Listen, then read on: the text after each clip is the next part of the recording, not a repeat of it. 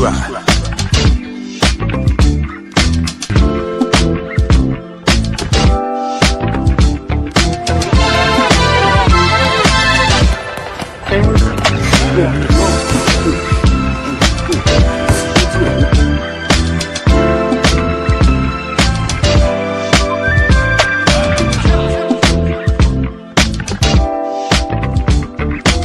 Subscribe to my guy, Uncle D.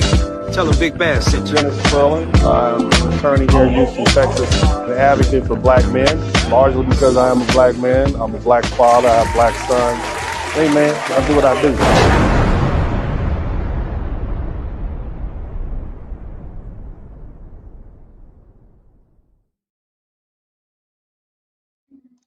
What's up, everybody? Welcome to the broadcast. I want to welcome you all. My name is Dennis Spurling. Make sure you like, share, and subscribe. I appreciate you guys subscribing to the Dennis Spurling broadcast. And as you see at the bottom there, injured in a car wreck, call me. I got a toll-free number for you all. It's easy to remember, 866-LAW-BIG. How about that? 866-LAW-BIG. But anyway, today we're going to talk about, well, let's start with the Haitians going home. And the United States Supreme Court is now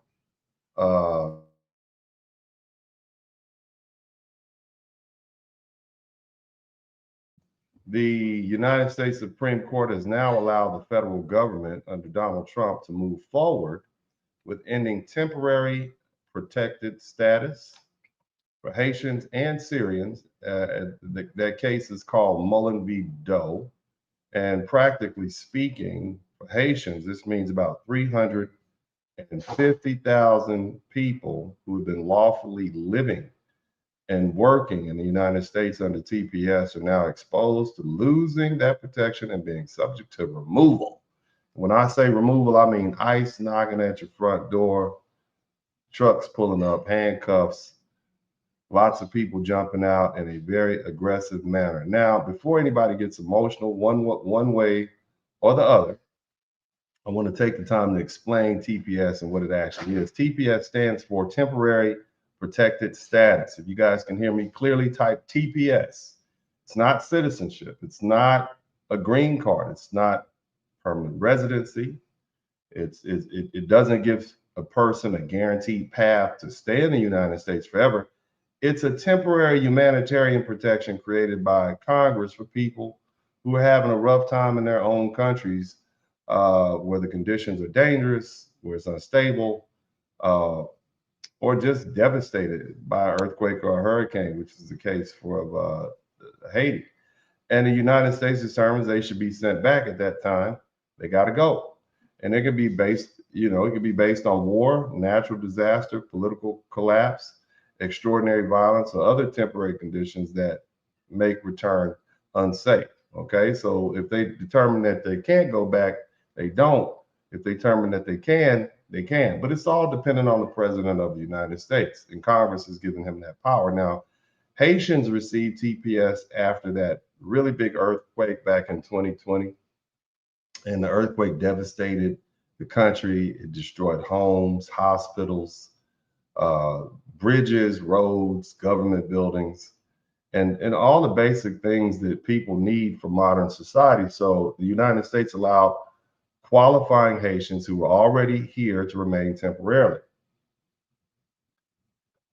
It even gave them authorization for work and a reason to avoid deportation while Haiti dealt with the disaster. Now, since then, Haiti's continued to face political instability, economic collapse. They have gang violence, displacement, just general breakdown in public safety. It's like Gotham over there, right?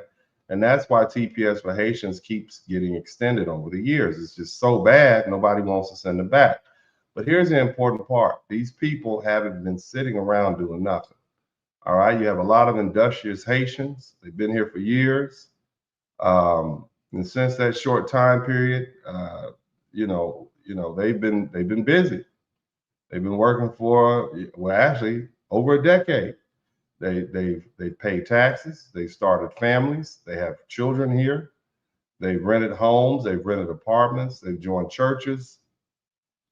They worked in hospitals and nursing homes, hotels, service jobs, transportation, and they really become an integral part of local economies. Again, this isn't an emotional argument. That's just the basic reality of what happens when people live somewhere lawfully for 10 to 12, 14, 15 years, especially a place as industrious and, uh, you know, so many opportunities, with so many opportunities.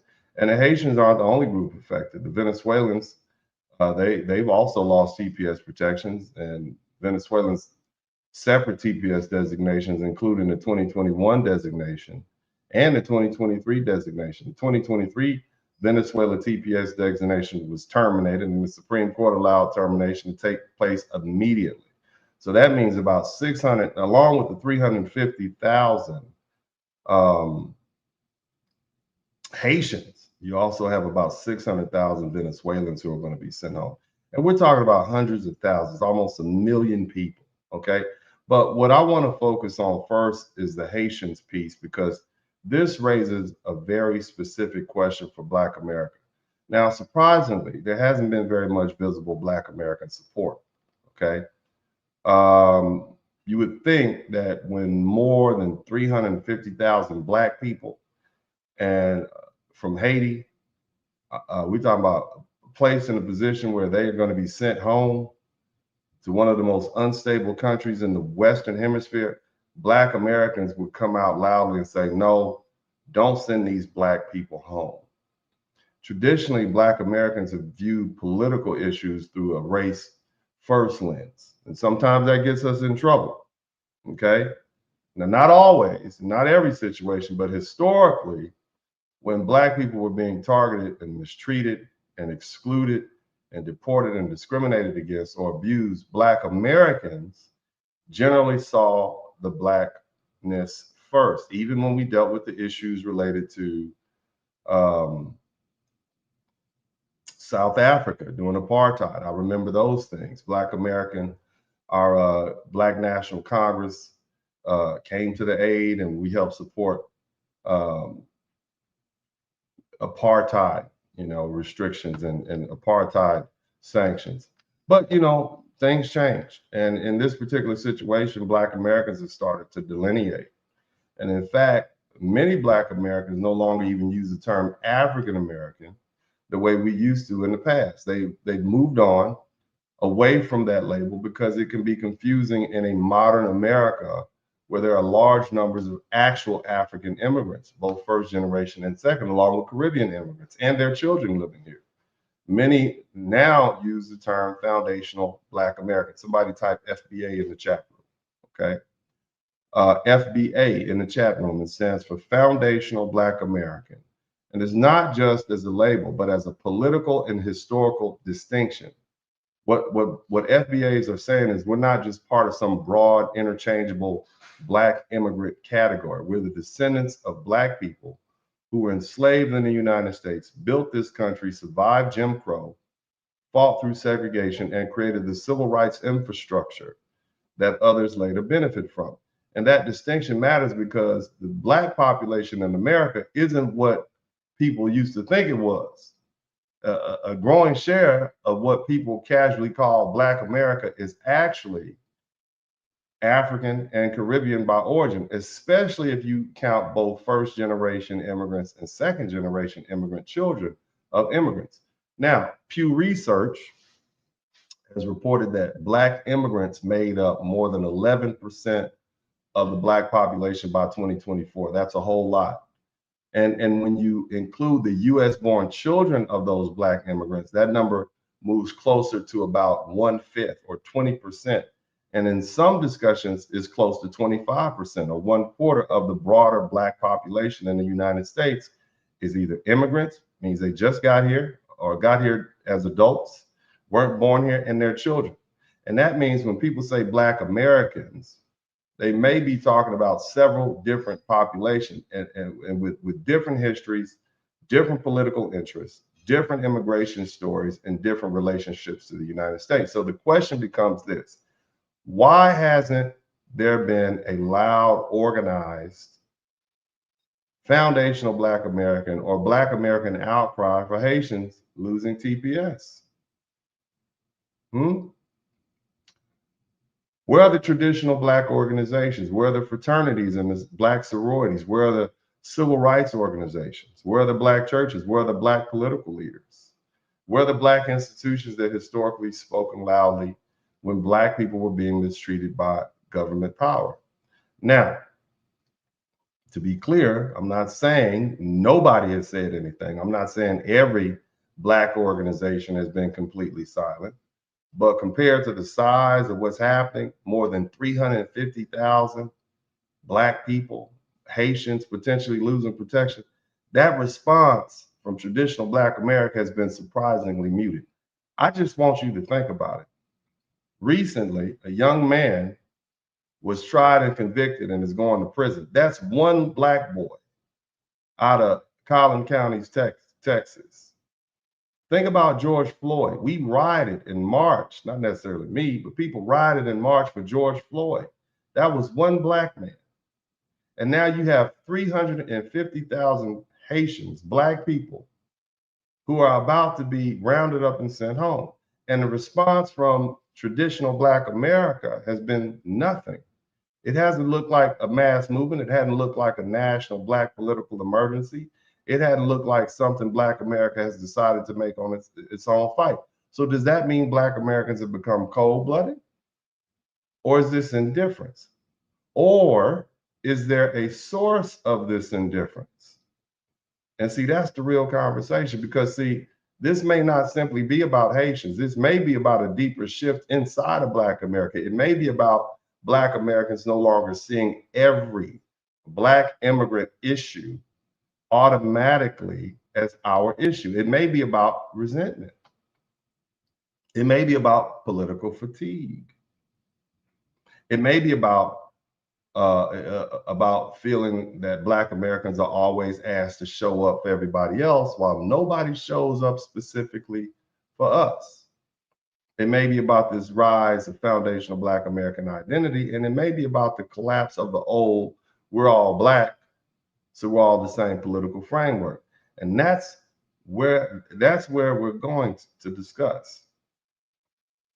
Now, I have some videos I'd like to share with you all, and I'll do my commentary. Again, you guys don't owe me anything. As I always say, man, I appreciate you being here. Only thing I would like for you all to do, if you do learn something, I should earn something.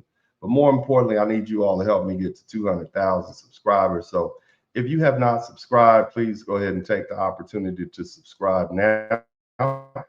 And let's go ahead and look at some video footage. Somebody type, shall we, in the chat room, shall we look at some video footage? Let's take a look at some blasts from the past. Maybe this might explain why there are so many Black Americans, or should I say so few Black Americans, willing to do anything about what we see. And of course, I don't have all the answers. I'm not here with the answers, okay? But I've seen things, okay? So dirty Black American?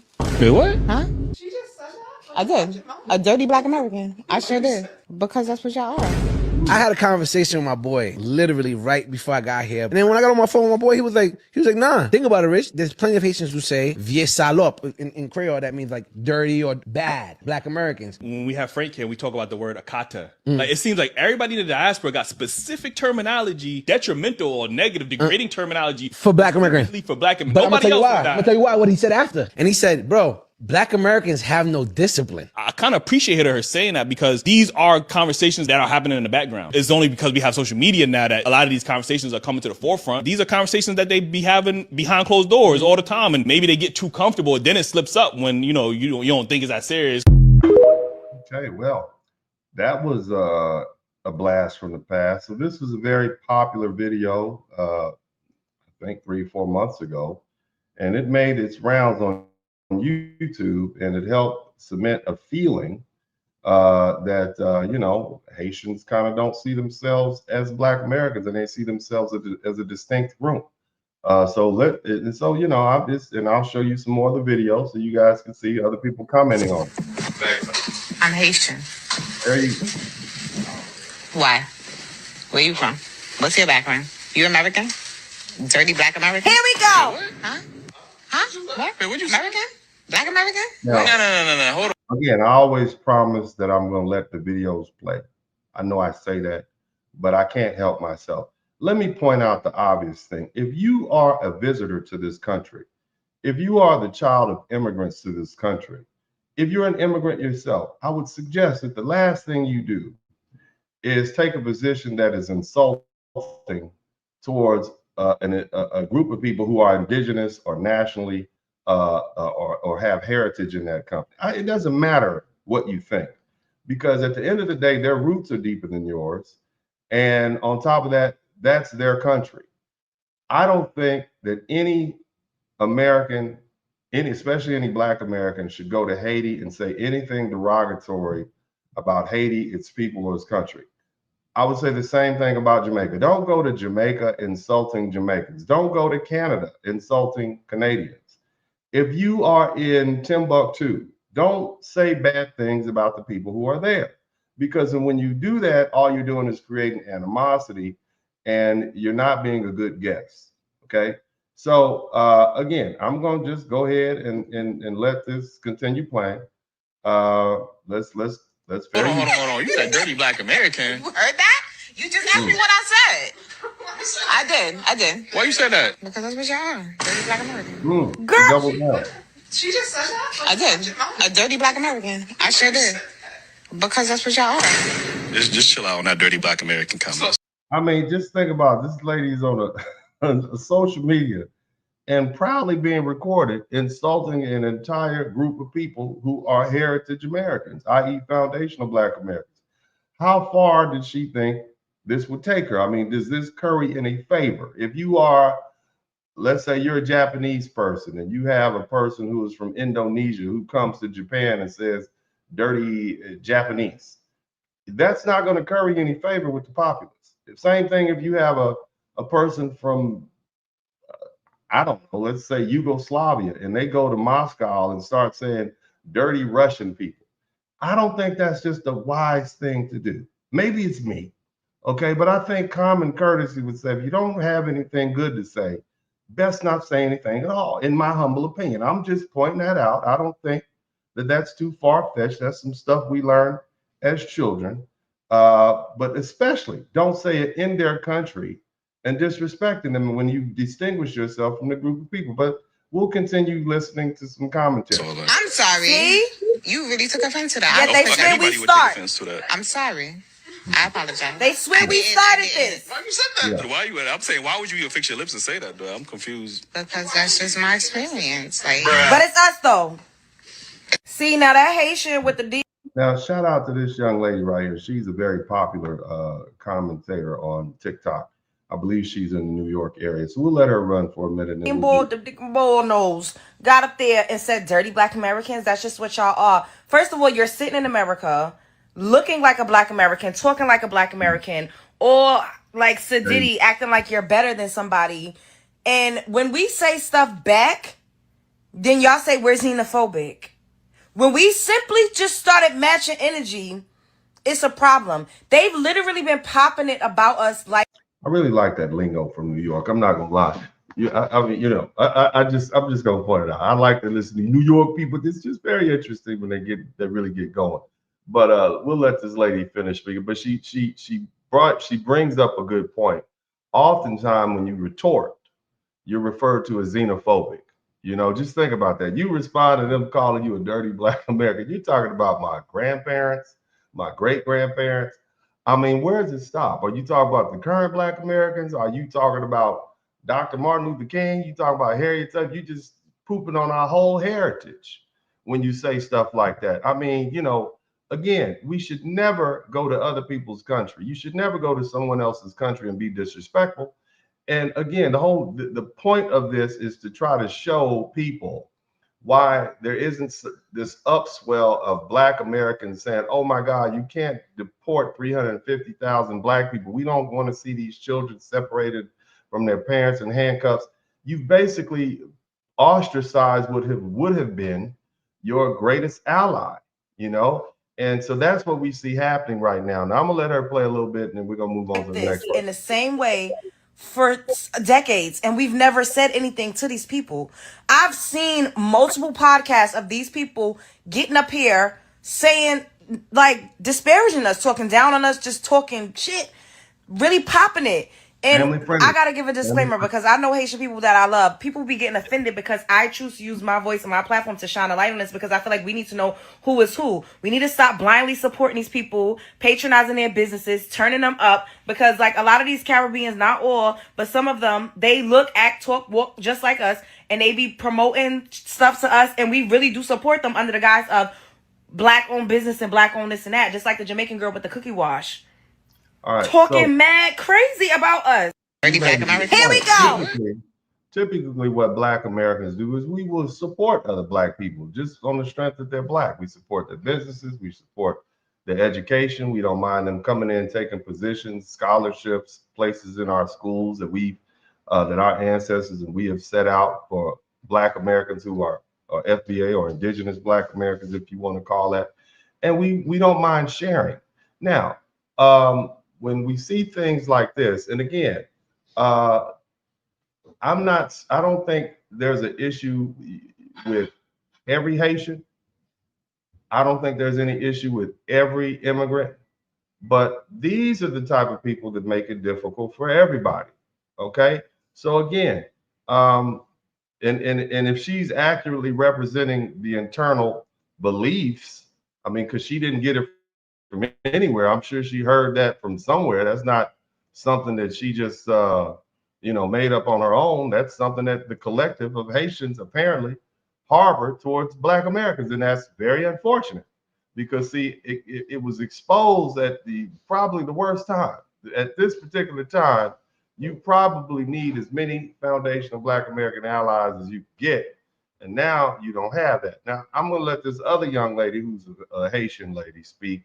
And she's going to try to disavow this young lady, but we'll let this play. Let's let her play.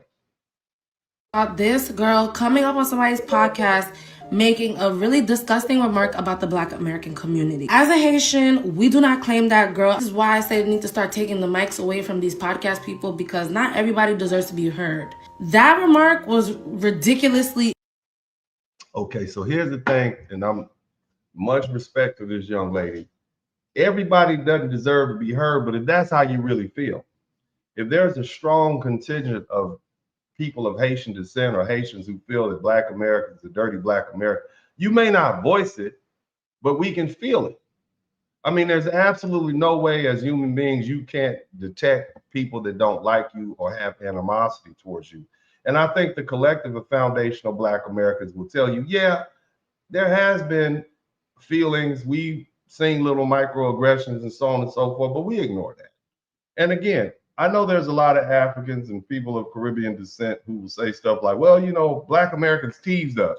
Well, Black Americans tease Black Americans. Black Americans tease everybody. That's just pretty much what happens. I mean, that's just part of the culture. It's just something you have to deal with. Doesn't make you special.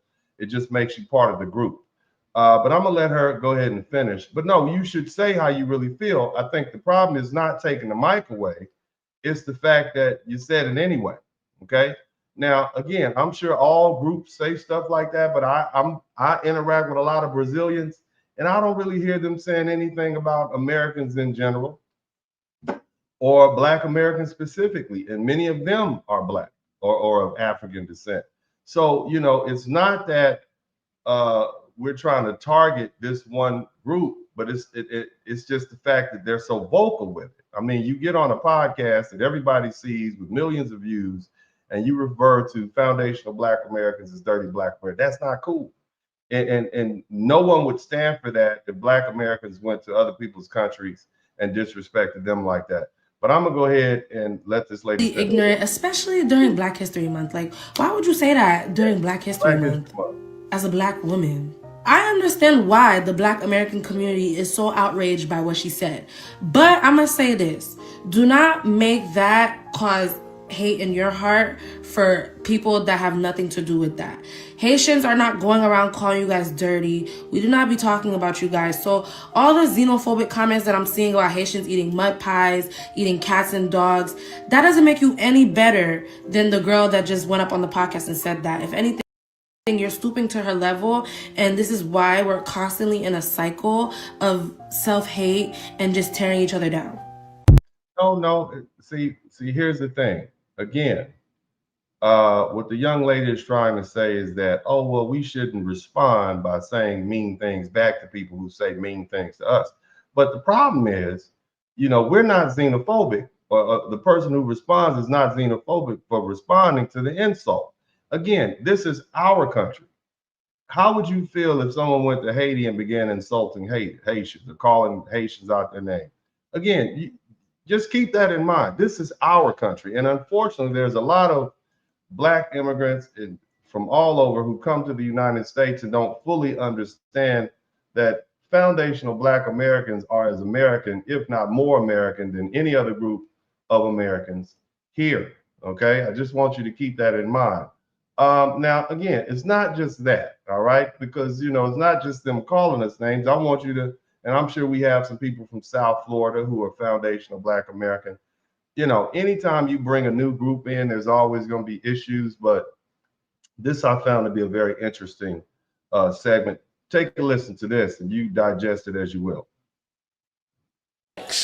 Back in Florida, I didn't understand why when I came. Because I'm like, you Black just like me. Exactly. Why you fighting? But they didn't see us like that. You know what I'm saying? They saw us foreign. Yeah. Until later on, then Black in Florida started to be like, oh, okay, they understand. Get more abrasive. Yeah. Exactly. But at first, we used to get into it with Blacks. Like, why are we fighting them? They look just like us. But they already have been programmed to fear us. Exactly. So I don't think anybody is fearing Haitians. I think that Black people fight Black people. So it's not that you were Haitian. It was just the fact that you were there. And here's the thing you got to understand. Typically, when immigrants move to a new country, they live and they move into Black neighborhoods. They're living around poor Black people. Okay, they're living around poor Black people with poor Black people problems. They're not living around the upper echelon. The ghetto, somebody type the ghetto. All right, I'm getting warmed up. Okay, it's getting warmed up now. Okay, the ghetto is where a lot of these issues happen. Okay, a lot of Black Americans move out of the ghetto. Somebody type, we moving on up. Okay, we moving on up to the east side, and as we move on out, and you have Black immigrants who move in, they have to deal with ghetto problems. So it's not that those Black Americans were afraid of them. I'm absolutely certain they were not afraid of you. But the fact that you're trying to flip the script and say they were afraid of you or they saw you as different, perhaps maybe you saw them as different. Okay, because you didn't say, hey, look, I want to join in with whatever you guys got going on. I'm here in your country. Let me fall in. There's an old saying, when in Rome, do as the Romans, fall in. But a lot of Haitians, just like a lot of immigrants, they want to separate themselves from Black Americans. Unfortunately, I do say they think that we are all, quote unquote, dirty Black Americans. They think that we are better, okay, than those Black Americans, and they fall for the propaganda. And so this is how that goes. And the truth is, they wouldn't do it if they didn't like it. Okay, obviously you like it. I'm just saying, you like having your own team, your own group. It's kind of like the American thing. If it wasn't for racism, we'd have intra-racism. It's always going to be a reason to separate yourselves. But Haitians, being a small population, is probably not a wise idea to do that, especially now. I'm just saying, this is the fallout. Somebody type fallout. Let's keep listening. Interesting hairdo, though. I love this hairdo. It's quite intriguing. Let's keep listening. Exactly, and they go like you said, them not understanding the culture, and then because if you watch the Haitian narrative in popular culture, first is number one is voodoo. That's the first thing. So everybody's scared when the majority of us don't even do nothing, right? Have no part.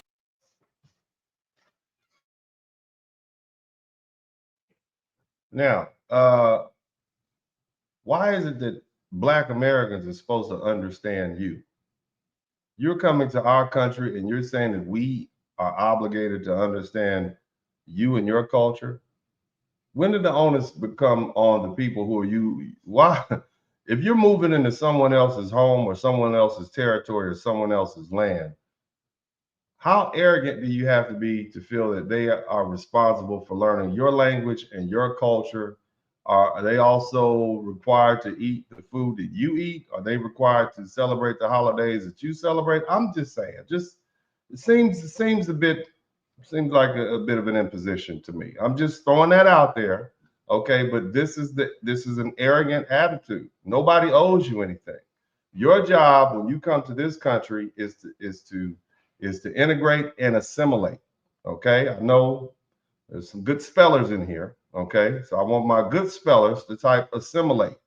Okay, you assimilate to the way that we do things here in America. We don't conform to you because you're in our country. And again, this is why there's so much animosity, not just amongst the greater Black community, but amongst Americans in general. We are kind of tired of immigrants. And I get it, you know, America was built by immigrants. I know, I've heard the rhetoric. But the bottom line is, in America, we have a way of doing things. I'm more open-minded than most Americans because I'm a Black American. If you speak a foreign language, go ahead and speak your foreign language. I'm cool with that. But some Americans, and many will point out that the language that we speak in this country, the language of business, is English. So if you're in this country and you don't speak the English language, it becomes inconvenient, okay? And if we have to conform to you, if you're in a major American city and everybody in that city, the restaurants, the drivers of transportation drivers, they all speak a foreign language, you can't even operate like you feel like you're out of place. And no one wants to feel like they're out of place in their own country. And so this is why, and I'm just saying, if we're going somewhere like Minnesota where they have all those Somalians up there, if I was somebody who's a native Minnesotan, been there for hundreds of years, I can't even go to this part of town because the signs and the traffic lights and the people, they don't even speak the same language I do. I get it, okay? I'm not justifying xenophobia. I'm just trying to point out if there was some enclave in your home nation where everybody spoke English and you didn't speak English and you felt out of place in your own home, that you would feel a certain kind of way. Okay, that's all I'm saying. I'm just trying to help bridge some understanding here. And again, the greater point is, why is it that Black Americans aren't running to the aid of Haitians?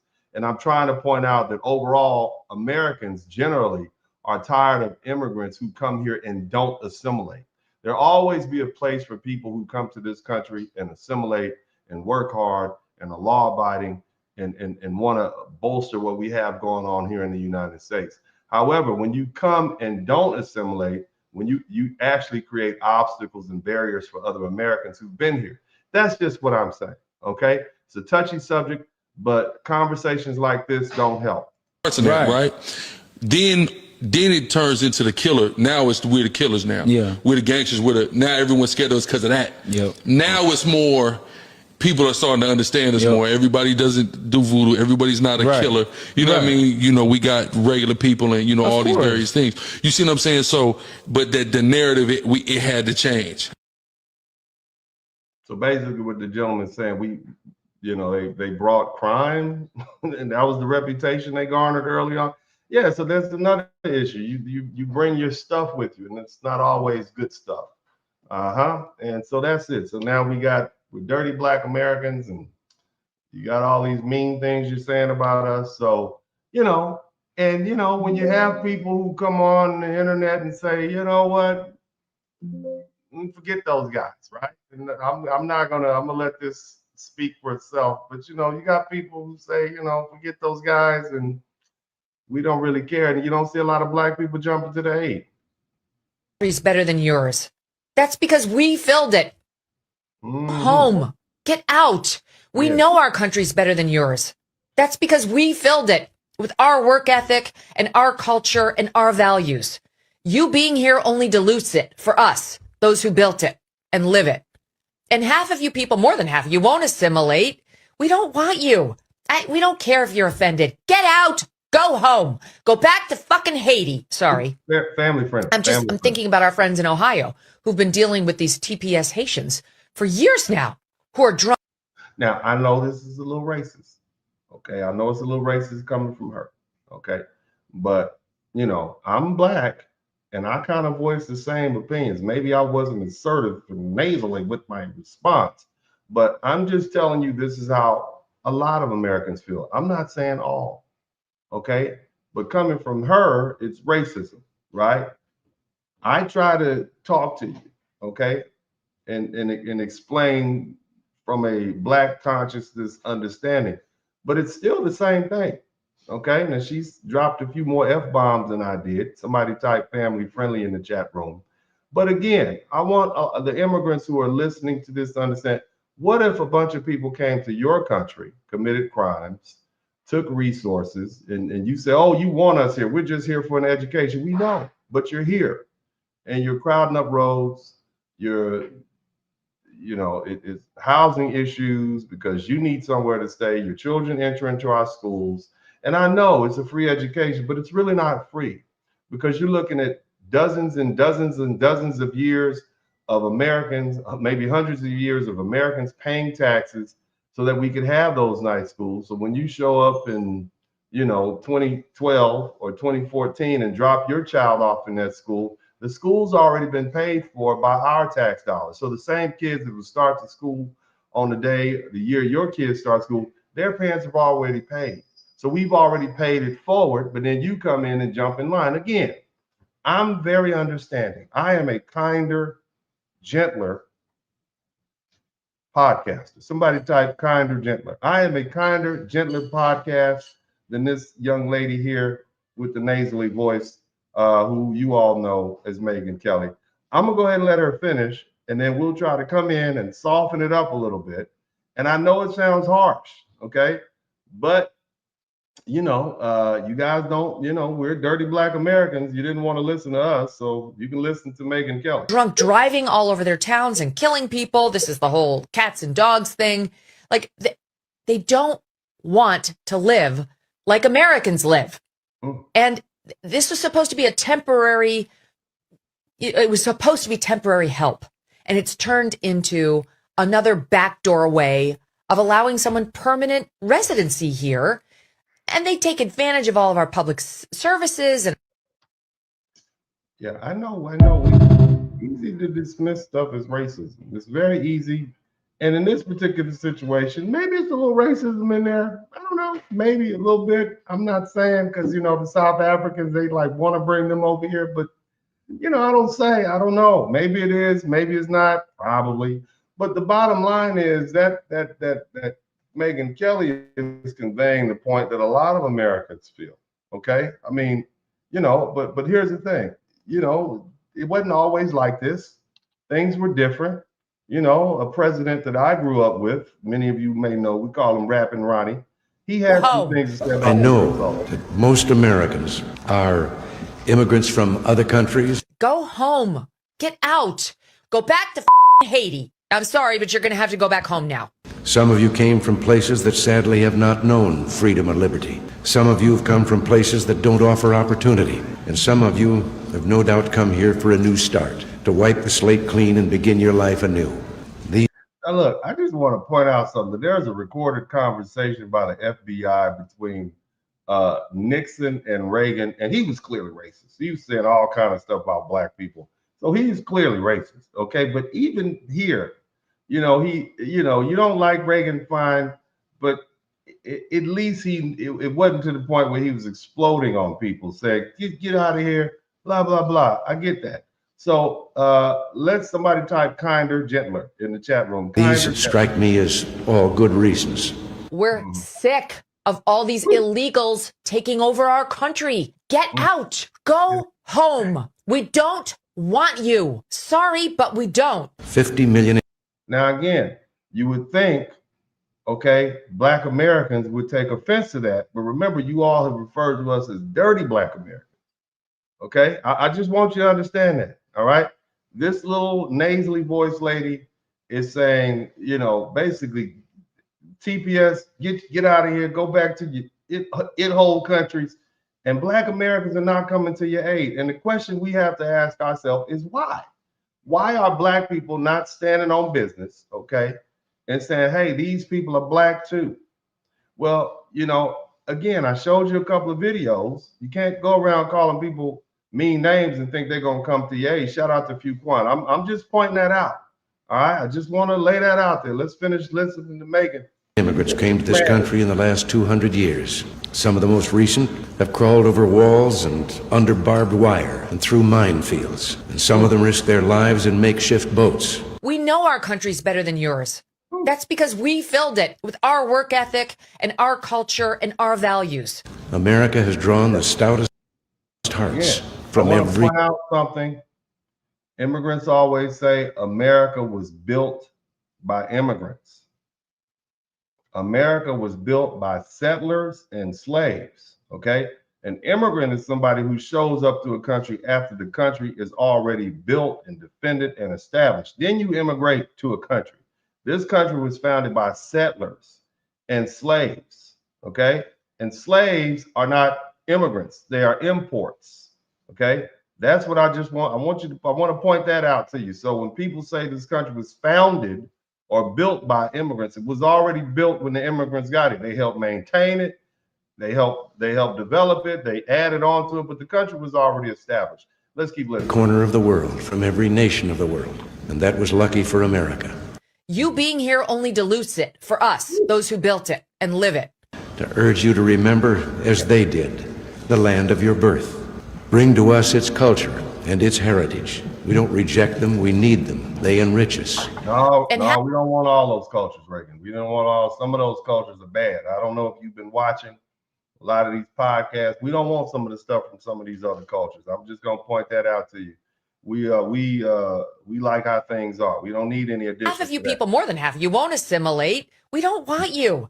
You know, every now and then academics talk about assimilation and how our various ethnic groups have, with time, dropped their ethnicity and become more American. Well, I don't know about that. Seems to me that America is constantly reinventing what America means. We adopt this country's phrases and that country's art, and I think it's really closer to the truth to say that America has assimilated as much as her immigrants have. It's made for a delightful diversity, and it's made us a stronger and a more vital nation. Americans live a certain way. We have certain cultural norms that we abide by. They gave us their traditions, they gave us their words, they enlivened the national life with new ideas and new blood. We've been flooded with immigrants who have nothing in common with us, and they need to go back home. At the very Yeah, I mean, so you get the point. Shout out to Fuquan. You get the point that Megyn Kelly is saying now. She's definitely, she has a strong opinion about this, and she voices the frustrations of many Americans. Now, why are they frustrated? Well, let me kind of point out something to you. I want you guys to listen to this video, and I found this to be very interesting because here is a Haitian woman responding to the Supreme Court, and listen to some of the things that she has to say. All right, we'll listen to this, and you all tell me if it's misplaced. Raise our voices and to say this country is also our country, is also the country of our immigrants, because we are the one who built it. Did you all hear that? This is also our country. This country is a country for immigrants because we're the ones that built it. Now, what? Okay, let's see. Help me understand. Do all immigrants see themselves as just one? One group. So if you're from Ukraine, then you just say, I'm just like the Venezuelan immigrants. Are y'all all like in one group? Because she said, now I do know there's some Irish people and some Italians probably in the chat room. And those Italians and those Irish, they came very early on and they helped develop a lot. The Germans who got here, who moved to the rural South, of course, the English, and of course, the Africans and the people of African descent, they are the people who helped build this country. The immigrants who arrived in 1985, I don't really think they can say, or they came here after the Hart-Celler Act in 1965. Can they really say they built the country? I just found this to be this rhetorical statement, oh, immigrants built this country. I'm an immigrant and therefore I have claim. I'm just going to disagree with that. But maybe you all will find some information to support her belief. But I'm gonna go out on the ledge and say, that's inaccurate. Yeah. Not Here's the thing. When we say temporary, we mean temporary. Temporary. Okay? Temporary. TPS, baby. This is what temporary means. Her name is Pretty the Realest. Y'all go over there to her Instagram page and y'all make sure y'all say Uncle D said what's up. Love her work. Not permanent. It's not guaranteed. Not, baby. It's temporary. temporary. Here's the thing, okay? I understand Haitians' frustration. I really do. They have every right to be frustrated because our government did a lot to that country. A lot. Honestly. In fact, damn near everybody that's on the TPS register, it's because of what these people, our government, not the current administration, but the administrations before, did to their country. But we didn't cause that earthquake. That wasn't on us. But go ahead, baby. Go ahead. Keep telling them. Mm-hmm. So it really was kind of like tit for tat. You know, you scratch my back, I scratch yours. And you helped build. But to say that you built it, that's a damn lie. But this is the thing that I be. Somebody type a damn lie in the chat room. Shout out to Fuquan. Thank you for being the second. Give me the second super chat. Good looking out, man. Want to ask immigrants who are here on TPS to get upset when it's time for that shit to expire. What were you doing when you were here? Because you could have easily stacked up your bread and sent that shit back like a lot of people I've seen from African countries do. They usually be sending their money back home, building up shit, so that way they can retire and go back home and they got a place to be. Not only that, this is a really... I don't think the Haitians want to go back home, baby. I don't think they want to. Because I'm going to talk about this a little later, but Haiti is not stable. I don't think Ghana is pretty stable. You know, Nigeria is pretty stable. But I don't think the Haitians want to go back home. I think they'd be like, no, they don't want to go back there. And there's a good reson why. But let's serious question. And I'm not even being facetious about what I'm about to say. Y'all got that voodoo shit on lock. Yes, yes. On lock. A lot of these other countries, y'all do a whole lot of that African spirituality shit, that voodoo, that we don't like voodoo. I think I can speak on behalf of the vast majority of foundational Black Americans. We don't do voodoo. We do Jesus. Okay. Shout out to Fresh Always. Somebody type Jesus in the chat room.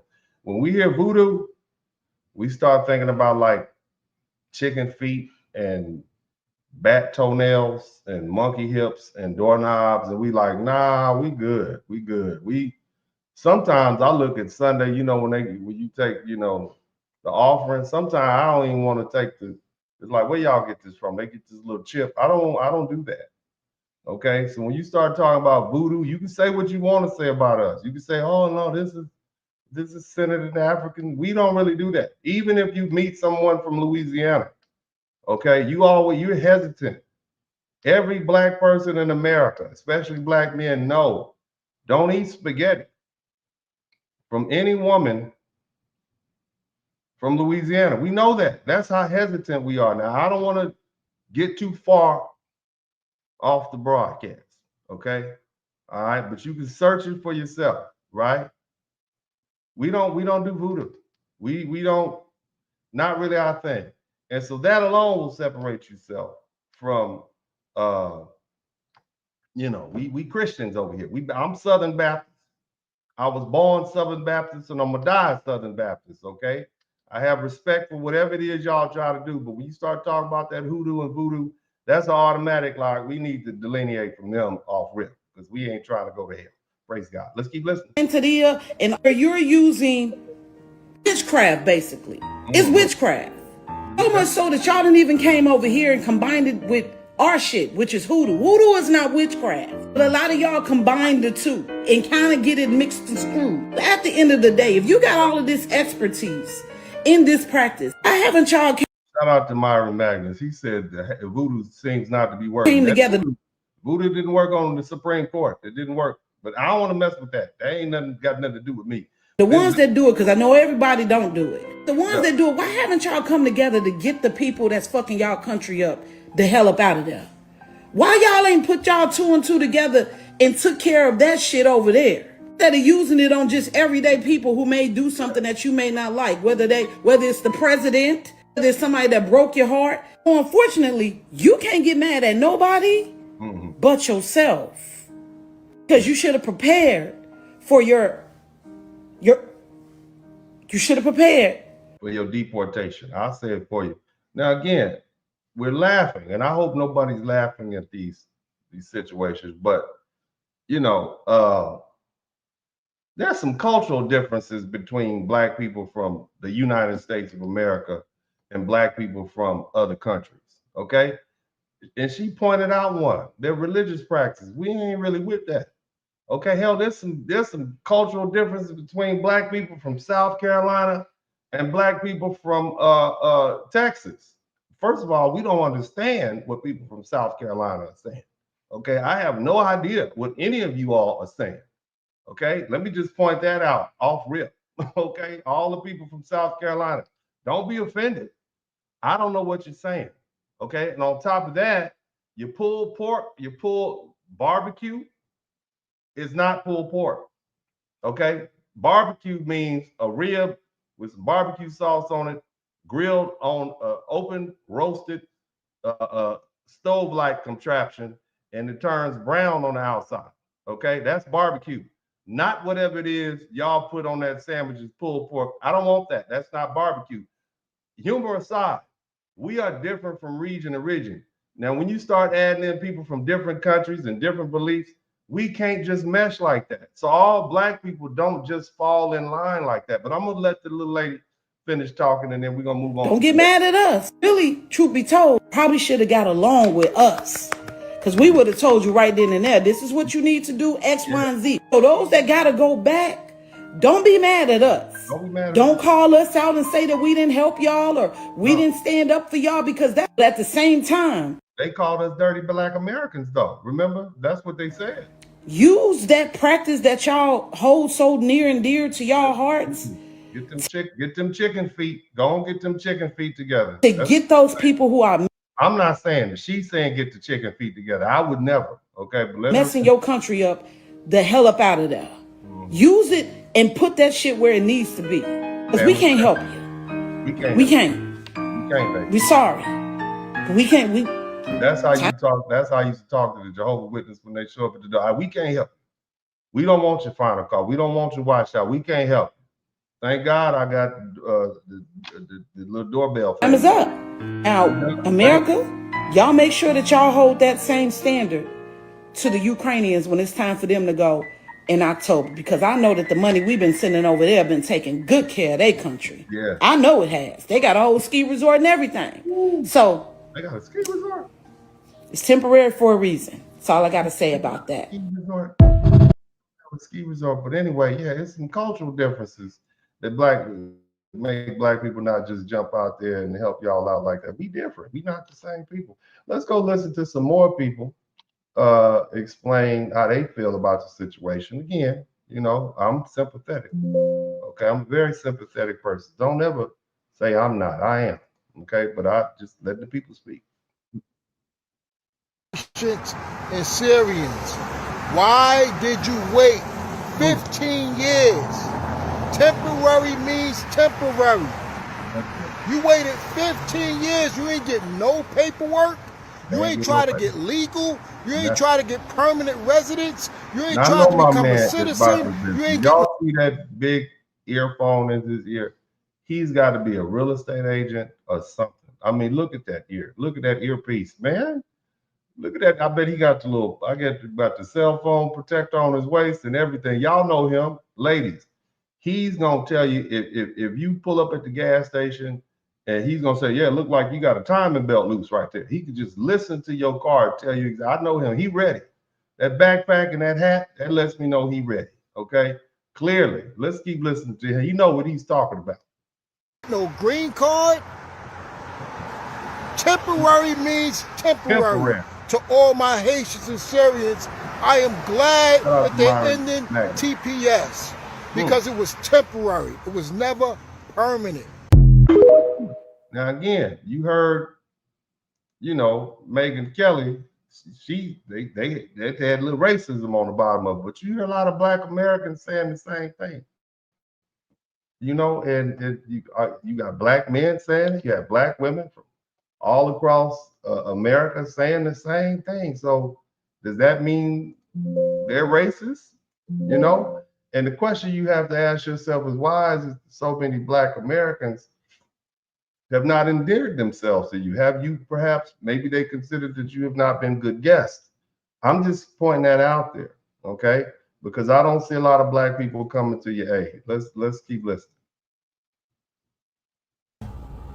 The comments I've been getting when I made a video, these folks, especially the white liberals, think I'm supposed to give a fuck about the Haitian and the TPS. Family friendly.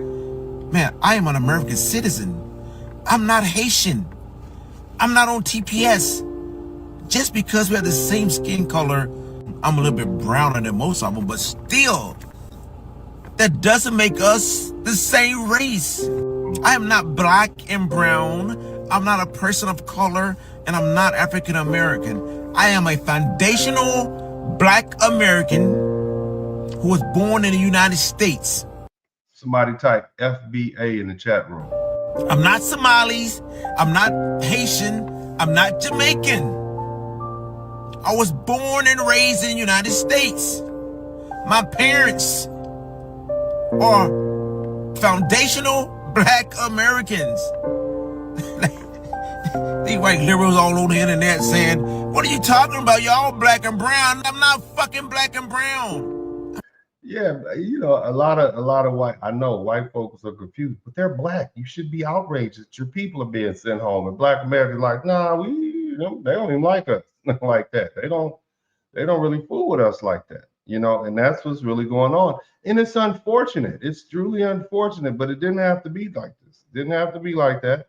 But, you know, I think a lot of black Americans would say that a lot of these immigrants from Haiti and these other places have been bad house guests. And that's what you see happening right now. And this is the fallout from that. And they probably never thought it would happen. They probably never thought that this good old American government that, you know, has, you know, invited them over and given them jobs and great opportunities. They thought, you know, they were telling black Americans, we just need to work harder. Somebody type work harder in the chat room. They said, I think it was more like work harder. They told black Americans to work harder. That was the answer to everything. But see, you can't outwork this. You can't outwork that TPS status. You see what I'm saying? Perhaps, maybe, you know, they say this, there's this saying in the Bible, pride comes before the fall. And you have to be extremely prideful to tell a group of people who've been in this land for over 500 years that they don't know what they're talking about. And the simple answer is to just work harder. I would argue that nobody has worked harder than foundational black Americans from the time we got off the boat till right now. Okay, I would argue that. So if working harder was the answer, I don't think we would have any problems. And you can ask the Mexicans that, because right now the Mexicans working pretty hard too, and that didn't stop ICE from deporting them by the thousands. But I'm gonna let this brother finish speaking. I'm a black American. When I fought for this country, I didn't fight for Africa. So I'm not an African American. I am a black American. A proud American. Just because I look like some of the Haitians, it doesn't mean a fucking thing, man. Temporary means temporary.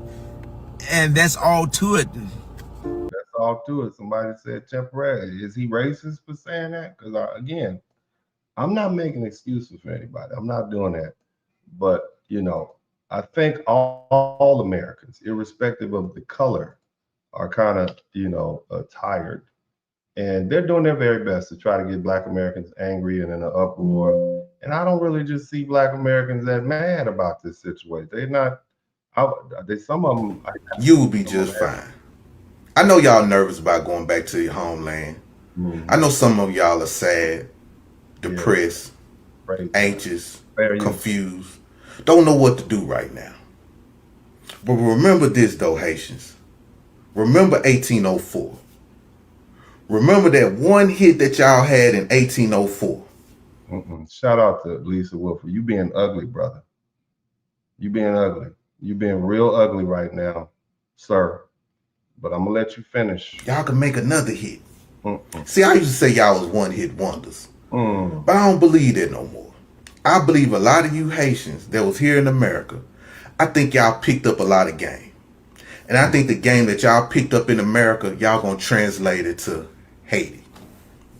Reason why I say that because this is the halftime speech in the locker room when your The junior varsity team is down by 45 points at your homecoming.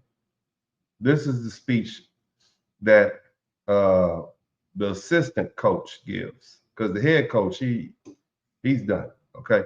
This is that speech right here. You can do it. You're gonna be all right. Get on back out there and go on out there and you know, and clean up. Just go start picking up. Start small.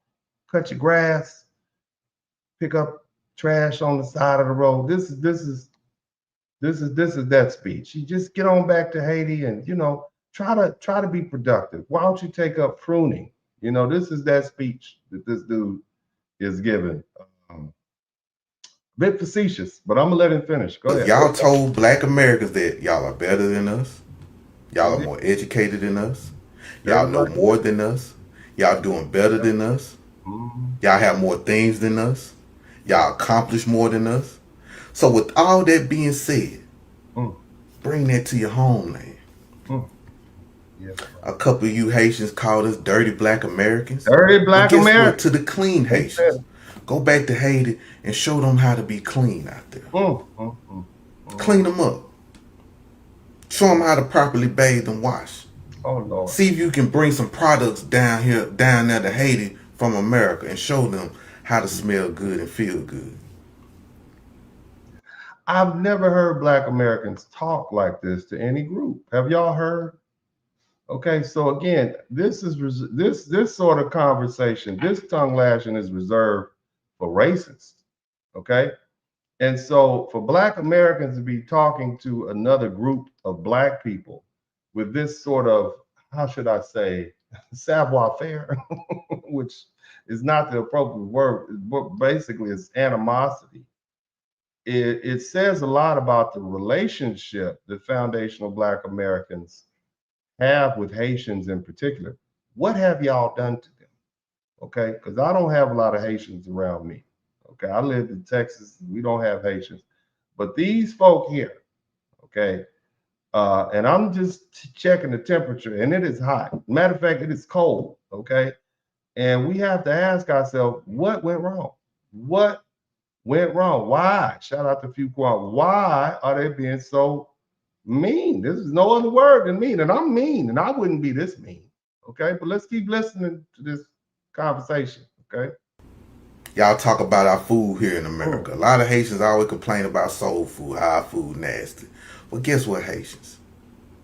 Teach the people in Haiti how to feed themselves without eating mud biscuits, or better known as dirt cookies. Teach them that. Teach them how to eat properly. And everything will be fine in Haiti. Because y'all showed me waving them Haitian flags, talking about Haiti is better than America. I know they didn't say that. They did. I know they didn't say Haiti is better than America, brother. Now you embellishing now. You making up stuff. But keep going. Saying how the white man gave Black Americans everything. They did say that. They said we didn't fight for anything, right? We didn't fight in the Civil War. We didn't fight in all the wars in the United States. They just gave us everything. We didn't spill blood and sweat and tears. It was just given to us, right? So we're a bunch of beggars. Very insulting language, okay? And a lot of Black people heard you. A lot of foundational Black American people heard you. And this is the response. And it's unfortunate, okay? But again, if you come to someone else's country and you become so arrogant and entitled that you feel that you can denigrate an individual group there, you know, then, you know, at some point, you know, you got to expect a response. And this probably is xenophobic, but, you know, it didn't come from nowhere. Well, prove it to us when y'all go back to Haiti. Prove it to us. And I believe everything y'all say. But anyway, Haitians, everything will be just fine. Bring your Haitian flag. Bring all the things that you have in America back to Haiti and make Haiti great again. Y'all have a good one. They're not going to let them bring it back. And safe travels. Peace out. Yeah. That's not it's rough, man. I don't know what to say. I'm doing the best I can to try to, you know, I feel sorry. feel sorry for the people. Feel bad for them. Scared. Yeah. Scared for my people, scared for what's coming, scared for our country. We're in the Little Haiti neighborhood here in Miami, and right now people are sheltering in place after the Supreme. That's not going to stop ICE. Sheltering in place is not going to stop ICE. I just want you to know. And you're in Florida too. And in Dade County, have you seen the Dade County deputy sheriff? Y'all see how big they wear green? They big. I'm big and they big. You know what I'm saying? All of them look like they played offensive tackle in high school. In Florida, sheriff's huge. You ever been to the Miami International Airport? Them big sheriffs come through with them big green, looking like some big Jolly Green Giant, big white boys too. Big white boy with rednecks, man. Huge. You hear me? They ain't them little Haitian doors are not gonna stop them big white. They got an agreement with ICE. This is not New York or California or Minnesota. They coming through. Okay, and they big. Them big white boys. They coming through. So you can shelter in place all you want, but you can. That's where most of the cops is with bad boys. What you gonna do? If they coming through, man, I'm coming through. Best thing to do is go ahead and start packing your stuff up and rolling up out of there, because you don't want them big white boys to put you in handcuffs and put you. You don't want that, because you'll be in there for 3 or 4 months before they send you back to Haiti. Go ahead, pack up and ease on up out of there with some dignity and grace. Find you somewhere else to go. Let's go ahead and listen. The Supreme Court cleared the way for President Trump's administration to deport 350,000 Haitians living here in the United States with temporary protected status. No state has more Haitians than right here in Florida, and more than 100,000 people live here thanks to TPS. All in that concentrated area. They got the wrong memo. Okay, shelter in place is like for hurricanes. Okay, this is not a hurricane. Okay, this ain't a hurricane. This is not that type of. Well, you need to dip and run. Y'all talking about shelter in place? No, dip and run. Somebody type dip and run in the chat room. This ain't a shelter in place situation. Okay, and now this dude on TV snitching. We got 100,000 right here. You know this little white Cuban dude is like, we got 100,000 of them right here. Most of them live right here in Little Haiti. They're right there. I see them. They're right over there looking at me. They're playing dominoes right now. You can hear them if you listen close. You can hear them say things like "Sapphire say." You can hear them right there, right? So he's snitching. You just come right to their neighborhood and you just told everybody where they are. You're not helping, sir. I don't even feel like he's serious with his little Apple Watch on and little tight skinny jeans. You are not helping the situation. Okay. I think the community is right now wrought with fear and uncertainty. It's a very chaotic moment because now people don't know what to do. They don't know where to go.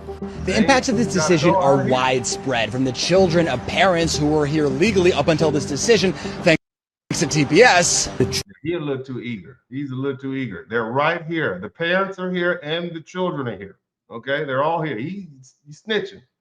Who is this man? Find him on Twitter and tell him to stop snitching. Get him a stop snitching t-shirt. Children will suffer that. They are not going to take them to the daycare. They are not going to take them to school. They are not going to take them to summer camp. And that's going to be very, very difficult for the families. To the thousands of senior Floridians who are receiving elderly care here in Florida thanks to workers with TPS. You can catch them at their jobs, helping the elderly. You can catch them down the street, just push that wheelchair out the way and just snatch the Haitian. That's what he said. He's snitching. That's not help. Some people don't help. He's not helping. There's no one who benefits from this decision. No one actually benefits from this decision. And one. I would disagree. I think Americans generally believe they're going to benefit. But this little white Cuban right here, he right where they at too. This is where they have the parade right here. This is where they walk by on Haitian Independence Day. You're not helping, sir. You're not helping at all. Haitian American priest who we spoke to is sending a clear message to President Trump.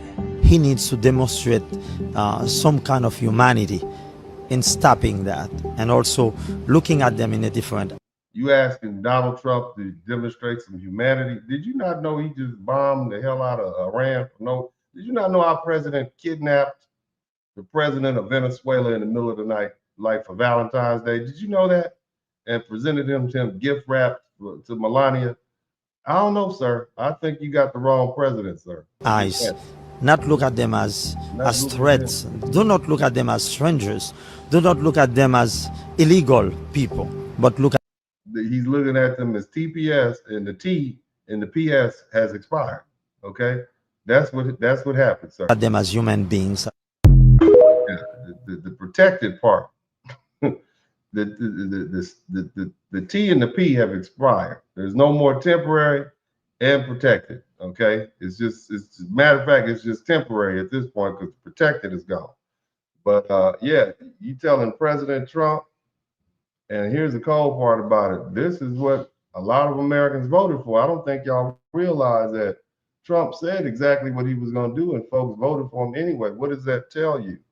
And you saying he's doing what he was asked to do. Now I'm gonna play another video or two, and then we're going to get back to the regularly scheduled program. Trump administration to end legal protections for migrants fleeing violence and natural disaster in Haiti and Syria. And that move now puts hundreds of thousands more people at risk for deportation. Local 10's Christina Vasquez is live. She's in Miami with reaction. Christina. Advocates for TPS Haiti say at the intersection of this decision are human lives, adding that their fight is not over to keep them safe. News of the Supreme Court's decision rippled through members of South Florida's Haitian community gathered at Miami City Hall to protest the city's agreement with immigration and customs enforcement. All of these battles are intertwined. My people, they can't go back. They gotta go back, baby. They don't go back. I know you're saying they can't go back, but yes, they can. They got airplanes that's gonna take them back. So I feel sorry for you. I do. I'm empathetic. Somebody type kinder, gentler Uncle D in the chat room. I'm a kinder, gentler Uncle D. Okay, that's what I am. I am kind. It's real. The reality in Haiti is real. In a 6-3 vote, the Supreme Court gave the Trump administration the green light and temporary protected status for more than 250,000 Haitians. There is no grounds for terminating Haiti TPS based on the country conditions inside Haiti. This is So there are grounds. The president said so. That's the grounds, and that's what the Supreme Court said. He can do what he want to do. All right, go ahead. Go ahead. I'm trying to be nice. Y'all like we won't. I'm trying to be nice. Okay? I'm trying to be kind.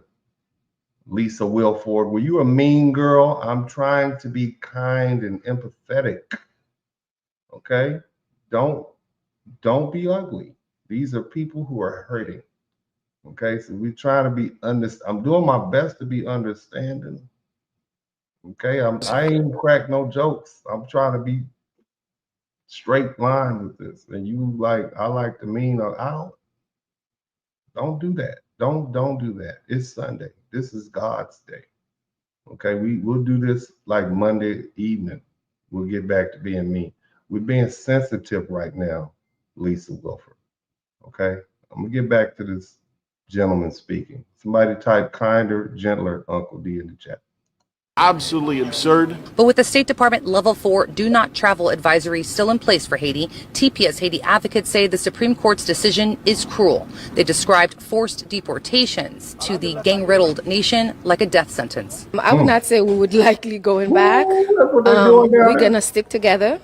We're going to keep on fighting. The battle. Baby, don't stick together. Y'all got to break up. You got to break up. Maybe somebody go to Utah.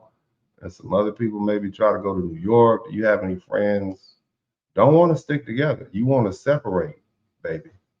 Okay? That's the bad strategy.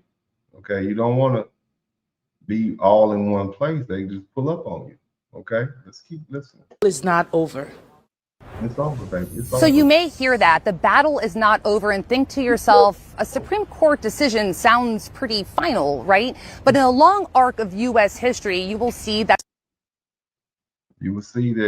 it's over. That's what it is.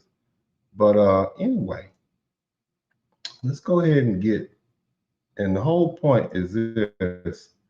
Why is it that Black Americans have not mobilized to come help our Black Haitian brethren and sisters? See, that's the question. Now, let's talk about the factual reality. Haiti isn't stable. Haiti doesn't have a stable government in an ordinary sense that Americans understand government. On April 16, 2026, which is only a couple of months ago, the United States State Department warned Americans not to travel to Haiti because of crime and terrorism and kidnapping and unrest and limited health care. And that's not a social media exaggeration. They literally said, if you're going to go down there, make sure you write a will before you leave. That's what the government said. Okay. Okay. And, you know, and that's, you know, look, that's the United States government telling its own citizens, don't go there. And Canada has issued a similar warning. International organizations, they say you got mass displacement, you got gang control, you have hunger, you have sexual violence, man, you got kidnapping, you got children being recruited into gangs and civilians trapped between the criminal gangs and the weak police force and the failed government. And the violence isn't vague. Reuters reported that on March 21st, 2026, the United Nations found that between January 2025 and March 2026, 14 months, violence in Haiti left 5,519 people killed and 2,608 injured. That same report stated that gangs controlled areas home in 4 Haitians. So 1/4 of the country is controlled by the gangsters. You understand me? Somebody type barbecue in the chat room. Okay. And the UN reported also identified, shout out to Fuquan, the UN report identified 1,578 rape victims, including 165 kids. Not even the kids are safe. The gangs are just horrible out there. And they aren't normal. These are not normal conditions. This is a war. These are war zone conditions without even a formal declaration of war. Okay, you understand what's going on? And look here, man. The sexual violence has to be said plainly. When international organizations talk about gangs using sex violence to spread fear, that means women and girls are being raped as a weapon of control. Shout out to Zach. And that means children are being victimized, and that means families are being destroyed before they ever even reach the courthouse or school or job. I want you to think about that. If you have 1,578 rape victims were documented in the reporting period, and all those, and a bunch of kids, you have a society that's collapsing. And we talk about kidnappings, just popping up, just disappearing. You understand? You see? And so when someone returns from the United States with an American accent, American habits, American clothes, or appearance of access to the U.S. money, that person can look like a walking ransom note. And that's why sending people back to Haiti after they've lived in the United States for 10, 15 years, you know, some for more than a decade, you know, at least since 2010, you know, it's not just a deportation, it's exposure. Now, there was a February 2026 story that should haunt everybody.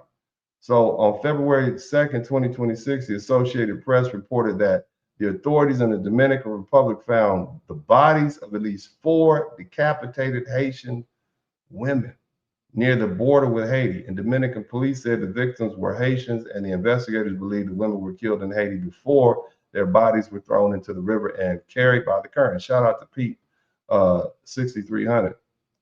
And later that month, Amsterdam News reported that the women were recently deported from Puerto Rico, and that the labor organizations in Puerto Rico were demanding answers. Even if a person wants to separate what the AP confirmed from what the later advocates reported, the point remains horrifying. You got 4 Haitian women who were found with their heads cut off, all right, on the border after being deported from a U.S. territory, i.e. Puerto Rico. And so let's be clear about what this means. These Haitian TPS holders aren't being sent back to a country with normal law or hospitals or streets, normal anything, no courts, no nothing, right? They're being sent back to a country with gangs, controlled territory, kidnapping, rape on a regular basis. It's you know, I mean, kidnapping is a business model, okay? So this is what they're going back to. They aren't, look, and these aren't necessarily people who've been going back and forth to Haiti. Some of them have been in the United States for the better part of the past 20 years. And Haiti received TPS on January 12, 2010. So they hadn't been back there in a long time. Some of them have kids that were born here. Some of them barely know Haiti anymore, if they know it at all. Some have no meaningful family structure left in Haiti. Some may return with American habits and expectations. You know, can you imagine that? The culture shock, you got to go back to that. You got to go back there and be picking up water from down at the creek. You understand what I'm saying? And see, this is the part people don't want to visualize. If 350,000 Haitians, that's a lot of people, or even a significant number of that number are stripped of protection, sent back to Haiti after June 25th, 2026, many of them won't be returning as ordinary citizens walking into normal life. They'll be returning as fresh meat. They are going to be fresh meat. And that sounds brutal, but it's the most accurate way to describe how a collapsing country dominated by gangs and failed institutions sees people coming from the United States. They won't just be returnees, they'll be targets. Okay, now imagine a plane lands in Haiti. Okay, they're processed, documented, they're released, and then what? There's no stable government waiting to reintegrate them. Maybe they stay in a hotel for a couple of days if they can afford it. There's no functioning social safety network prepared to absorb them. There's no guarantee of a job. There's no shelter. There's no medical care. There's no transportation. Many won't have family waiting for them at the airports. Some haven't lived in Haiti since 2010, 2011, and 2012. Some left after January 12, 2010 because of the earthquake. So they don't even have a home to go back to if they wanted to go back. They got kids in the United States. They have bank accounts and apartments and furniture and cars. All that, they just got to up and leave. Their clothes, their tools, entire lives. They no longer, you can't drive to Haiti in a pickup truck, okay? All of a sudden, boom, they're deported. Their property's gonna get seized in the formal legal sense, but it could be lost through eviction and abandonment and repossession, storage costs, unpaid bills. Relatives take over. Landlord simply just say, oh, well, you paid your rent, but you gone now. Now picture a young man stepping off the plane and he speaks Creole, but maybe his accent has changed. Maybe he moves differently. Maybe he dresses like somebody who's from Florida or New York or Massachusetts or New Jersey or Ohio. Maybe he pulls out a phone that looks better than the local people have. Maybe somebody hears him say he came from America. That's enough. In a country where kidnapping has become the industry, that young man can instantly become a walking ransom demand. A gang doesn't have to know he's rich. They only have to believe somebody in America might pay some money for him. Okay? And that's how extortion starts. First, it may be a fee to pass through the neighborhood. Then a demand for money just to stay alive. Then a phone call to relatives in the United States. Then threats, then beatings. Can you imagine that? Then the family is told to send money through whatever channel still works. But if the person has been deported, that family may already be financially broke. The deported person is no longer working in America. The apartment is probably gone. The paycheck is gone. The work authorization is gone. The U.S. support network is under pressure. And because formal missions and aid channels and safe movement inside Haiti are limited, even people with relatives abroad may not be able to get help into the right hands fast enough. And that's a young man. What about a young woman? Young Black Haitian woman. She lands with a suitcase, a purse. She's been living in America for the past 15 years. Maybe she got there when she was 15. She's 30. You see? In a normal circumstance, she might be able to call a cousin and find a room or try to figure something out, get an Airbnb. But Haiti isn't operating under normal circumstances. Sexual violence isn't incidental there. It's part of the terror system.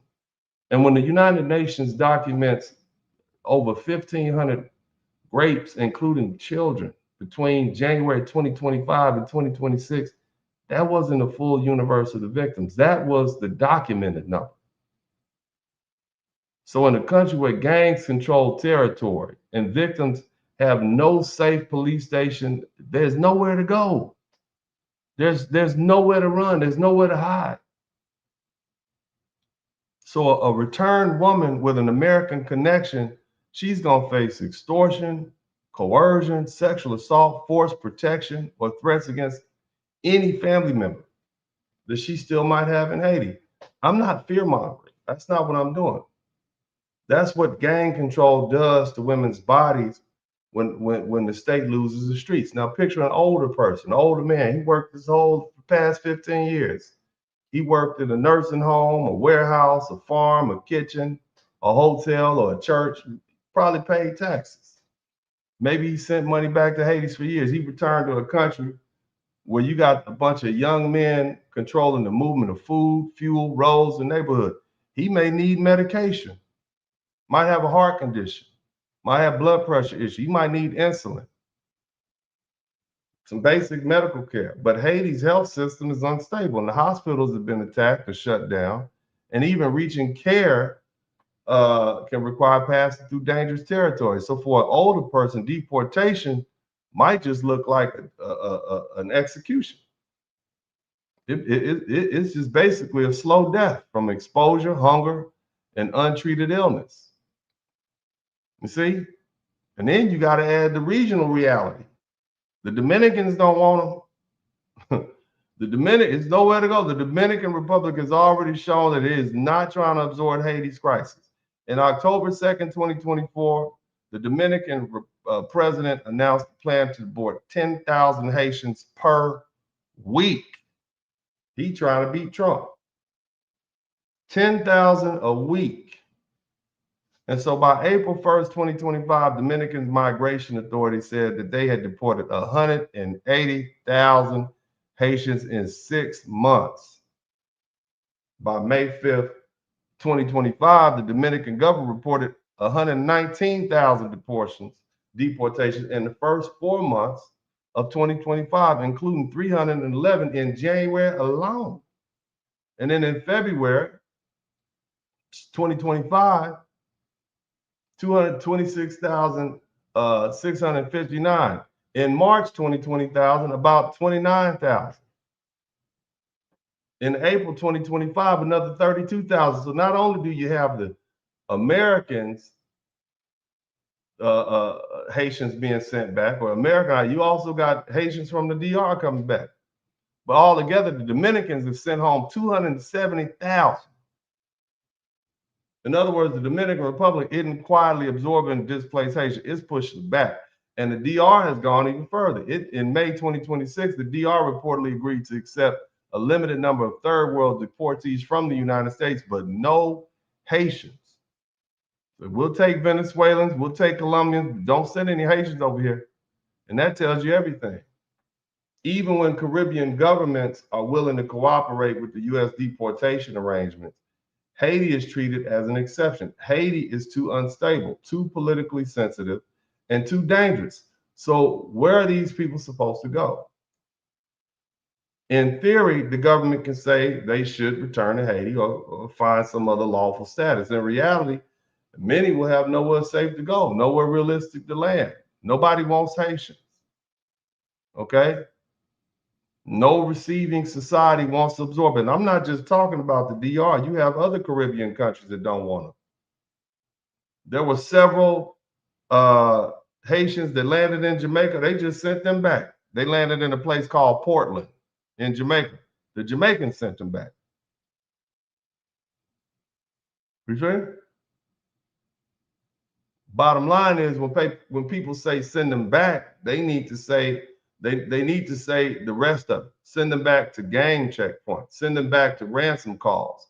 Send them back to neighborhoods where they armed men decide who passes and who disappears. Send women back to a country where rape is used as a weapon of control. Send children back to a country where children are recruited in the gangs. This is what we send the bill. Y'all come here for the truth. I'm gonna give it to you. However you feel, whatever you feel, That's why I'm going to lay it out for you to understand, right? That's what I do.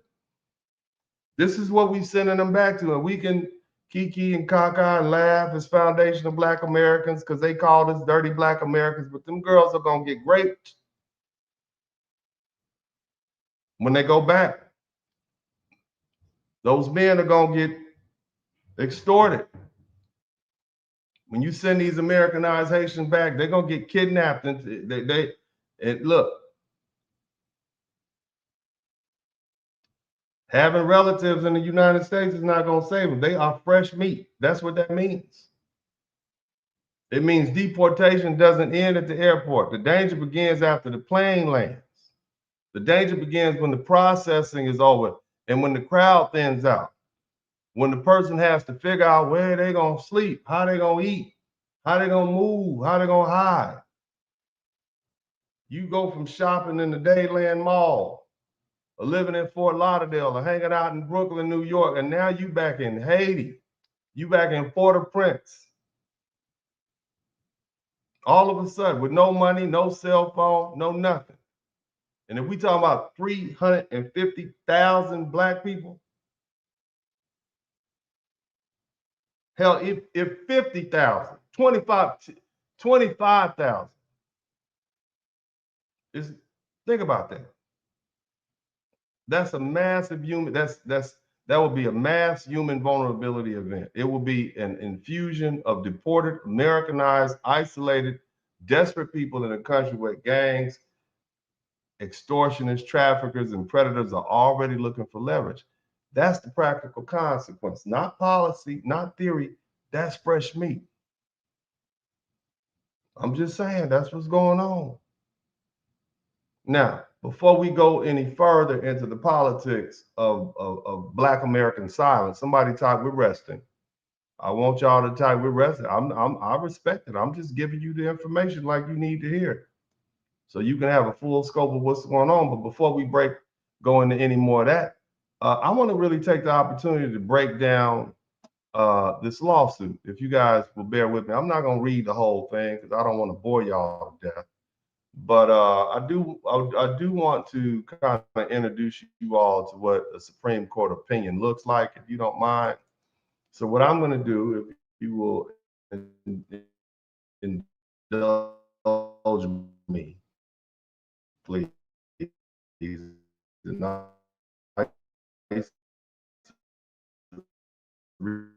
Read a lot of these back when I was a baby lawyer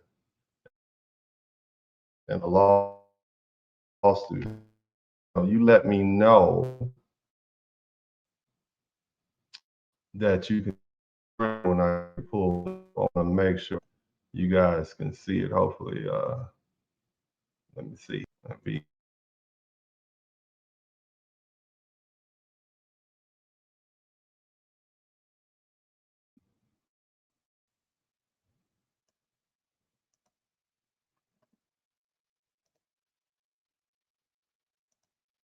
I want you all to see this Supreme Court ruling. All right, let me know if you guys can see that. It should be on the screen. See that? The Supreme Court of the United States, October term. Now, and I'm not gonna just keep it up here, but I want to kind of let y'all, this is what it's this is about, this is 49 pages long. Of course, I'm not gonna sit here and read it, but I did go over it. I want to read some of the interesting parts, okay? Shout out to Florida. Thank you so much. I'm gonna read what I think are interesting parts, and hopefully if I do my job, it'll be interesting to you. Now, the case is, can y'all see that, by the way? Can you see the Supreme? The case is Mullen v. Doe, and it was decided basically last Friday, June 25th, 2026. And it actually is two cases, okay? Consolidated together, which means the court said, hey, these are similar issues, so we're just gonna put them together. That's consolidated. And one involves Syrian TPS holders and the other involved Haitian TPS holders. But since most of y'all don't know where Syria is on the map, I'm not gonna even bother telling you about that one, but it's over there. We'll just say it's over there in Arab people land, Okay, it's over there by Israel. We don't need to talk about it. Y'all don't know. Y'all know what Haiti is. That's the place kind of by Jamaica, but not really that y'all fly over. But anyway, let's get back to it. So we're not going to too much deal with the Syrians, but but the Haitians, right? The Haitian TPS holder. And the basic question was whether the federal courts could stop the government from ending temporary, in other words, stop Trump from ending temporary protected status, or TPS, for these Syrians and Haitians, and while the lawsuits continue. And the Supreme Court said, no, no, you can't. And they ruled 6-3. There are 9 Supreme Court justices. 6 of them said no, 3 of them said yes. And then you had Justice Alito writing for the majority, in other words, the winners, and Justice Kagan writing for the dissent. And she was joined by Justice Sotomayor and Justice Ketanji Jackson. And the split was sharp, straight down ideological lines. And the majority treated this like a statutory power case. Like there was nothing emotional about it. But the dissent, okay, Ketanji, okay, and Justice Kagan and Justice Sotomayor, right? They treated it like it was a human catastrophe mixed with legal violations. And so the background is simple. Congress treated TPS in the 1990s, or created it in the 1990s under Bill Clinton. It was a humanitarian relief for people who couldn't safely return to their countries because of extraordinary conditions like natural disasters, and Haiti's received TPS in 2010. And that was after that earthquake that killed hundreds of thousands of people, hundreds of thousands, and destroyed property and made the living conditions horrible. Okay. And Syria got theirs in 2012 because there was a crazy man named Assad, and he was doing crazy things and just killing civilians. But the key phrase is the majority opinion is the temporary is this is what they said, temporary. The court stressed that TPS was created as a temporary program. And to me, they're yelling at the minority like, hey, fool, temporary means not forever. Okay. And this is lawyers talking to each other, explaining it to each other, but justice, but anyway, even though in practice it often lasted for decades, it was still temporary. So Justice Alito pointed out that Haiti's TPS designation had effectively allowed Haitian TPS holders to keep that status for 16 years. And that matters because the majority's basic posture was that this program may have become long-term in real life, but Congress still wrote it as a temporary relief. In other words, hey, they've been here. I guess they thought, well, they've been here so long, we might as well give them a path to citizenship. And the majority said, no, temporary means temporary. Whether you're here for 16 months or 16 years, you gotta go. Shout out to Atamara. Thank you so much. Now, this matters because, again, the majority posture was the program may have become long-term, but it was supposed to be temporary. So how did this case get to the Supreme Court? Well, the Department of Homeland Security, somebody type ICE in the chat room, announced that Syria's TPS was going to be terminated, and 7 Syrian nationals immediately filed suit in federal court in New York. Very friendly venue for them, because very friendly, liberal type state. Then the government announced that Haiti's TPS was about to be terminated, and 5 Haitian nationals sued in the federal court in Washington, D.C., another very friendly venue. Okay, this is liberal town, right? Liberal places. And so those lower courts granted the relief. Of course, that's what they're going to do. That's how the politics are played. Liberal judges, Republican judges, conservative, are different. You kind of already know how it's going to go. The bottom line is the lower courts granted the TPS, or granted the relief, meaning they stopped the terminations from taking place, or taking effect, I should say. And while the litigation continues, in other words, y'all keep this going until the case is resolved. Hopefully Trump won't be in office and we'll get another Democrat in there, but it didn't work like that, right? So the Second Circuit DC court refused to give the government a stay. So the government went straight to the Supreme Court and asked the court to step in before the normal appellate process finished. In other words, the government said, hey, we don't want you to honor that lower court's decision. We want you to stay that and don't make us stop. We want to go ahead and get these people out of here. We only got 4 years.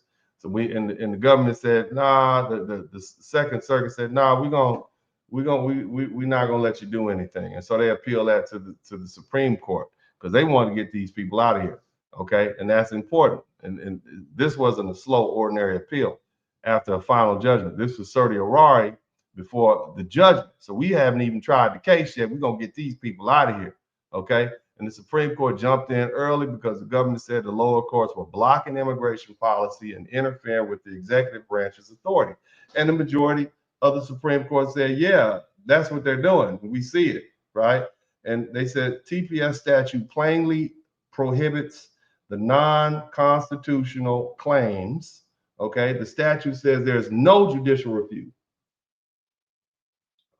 Basically said you can't tell the president what to do. It says it right there in the statute, right? Any determination by the Secretary of Homeland Security with respect to the designation, termination, or extension of TPS for a foreign state. Now, I want y'all to understand something. Executive, legislative, judicial. 3 branches of government. Not trying to give y'all a lesson, but Secretary of Homeland Security falls under the executive branch. So if you're trying to stop the president, if you're trying to stop the Secretary of Homeland Security from doing something, then you're basically trying to stop the president from doing something. So you're in violation of the separate branches of government institutions that we have set up. Now, the majority read the language broadly, not narrowly. And Justice Alito said, this is clear. You can't tell them what to do. It's plain. What's wrong with you? Why are y'all tripping? We got you. It's over. And that's the court's way of saying these lower courts, you had no business getting involved in this in the first place. Okay. Shame on you. That's basically what it says. So the majority also rejected the argument that the courts could at least review whether the secretary followed proper procedure. They said, nope, you can't touch it at all. Get on, mind your business. Okay, the majority said no. So this effectively says, you let us find out you keep fooling with this man and the CPS again. Do it again. That's basically what they say. Do it again. Okay. And so and I'm gonna take this off the screen because I know y'all don't want to see that boring case. But so that's basically what they said. Now Justice Alito basically said that the secretary did something that abused Congress. Abuses the Congress should deal with it, not you. Okay, and that's the cold legal answer. And the court's message was not every abuse is for the court to fix. It's not our problem. Yeah, it's abusive. You sending these people back to a gang zone. There's going to be a lot of graping going on, but that ain't our problem. Talk to Congress. Okay, and then the court turned to the race claim involving Haiti, and the Haitian plaintiffs argued that the termination of Haiti's TPS was motivated by race, and the majority assumed without even deciding that stronger Arlington Heights equal protection standard applied. But even under the standard, the majority said the claim was unlikely to succeed. Why? Because Justice Alito said none of the cited statements by President Trump or Secretary Nolan was racial. That's what they said. Okay. Now let's talk about the dissent. Okay. Well, let me say this. Justice Alito also made the point that cuts directly against the Haitian plaintiffs. He said that the administration had terminated every TPS designation, not just for Haitian. And that came up for review 13, and it covered. That was East Asia, Central Asia, Middle East, Africa, Central America, South America, and the Caribbean. And the majority used that as an evidence that the policy wasn't just targeting Haitians or anti-Black. We getting all these people, all these dark brown people and Black people are getting out of here. You see what I'm saying? Now, of course, Justice, the 3 dissenting justices, Justice Kagan dissent is where the fire is. She starts by saying that for more than a decade, the government allowed Haitian and Syrian nationals to live and work in the United States because their countries were too jacked up to return. And then she says the court is now undoing that preliminary relief and forcing the terminations. That's going to take effect immediately. So they gone. Okay. One of the strongest lines she says the plaintiffs are entitled to remain while the cases go forward. And she dissents from the court's decision that they should be put on the next plane. You see what I'm saying? She basically said they may be put on the next plane. That's some strong language. And that's about as close as a Supreme Court justice gets to saying this court's sending people into danger. Kagan also goes directly at the majority statutory reading, and she says that the majority said the word determination includes the whole chain of events leading up to the final TPS decision. And I know this is boring, but I think it's important. Okay. Now Kagan, she said she called that reading not just broad, but strange. They are shooting barbs at each other. I know y'all don't understand this, but this is tough stuff they talking at each other. Okay. She even mocked the majority's logic when one word she said, voila, right? That's the Supreme Court sarcasm. That's the justice saying the majority just magically expanded the statute to make plaintiffs lose. So she came with it. She also quoted statements about Haitians. And then when she said, y'all said there's no race involved, y'all haven't heard the president said anything racist. And she said the evidence of racial motivation was plain to see. She pointed out the majority wouldn't even repeat the statements from Trump, from President Trump when she did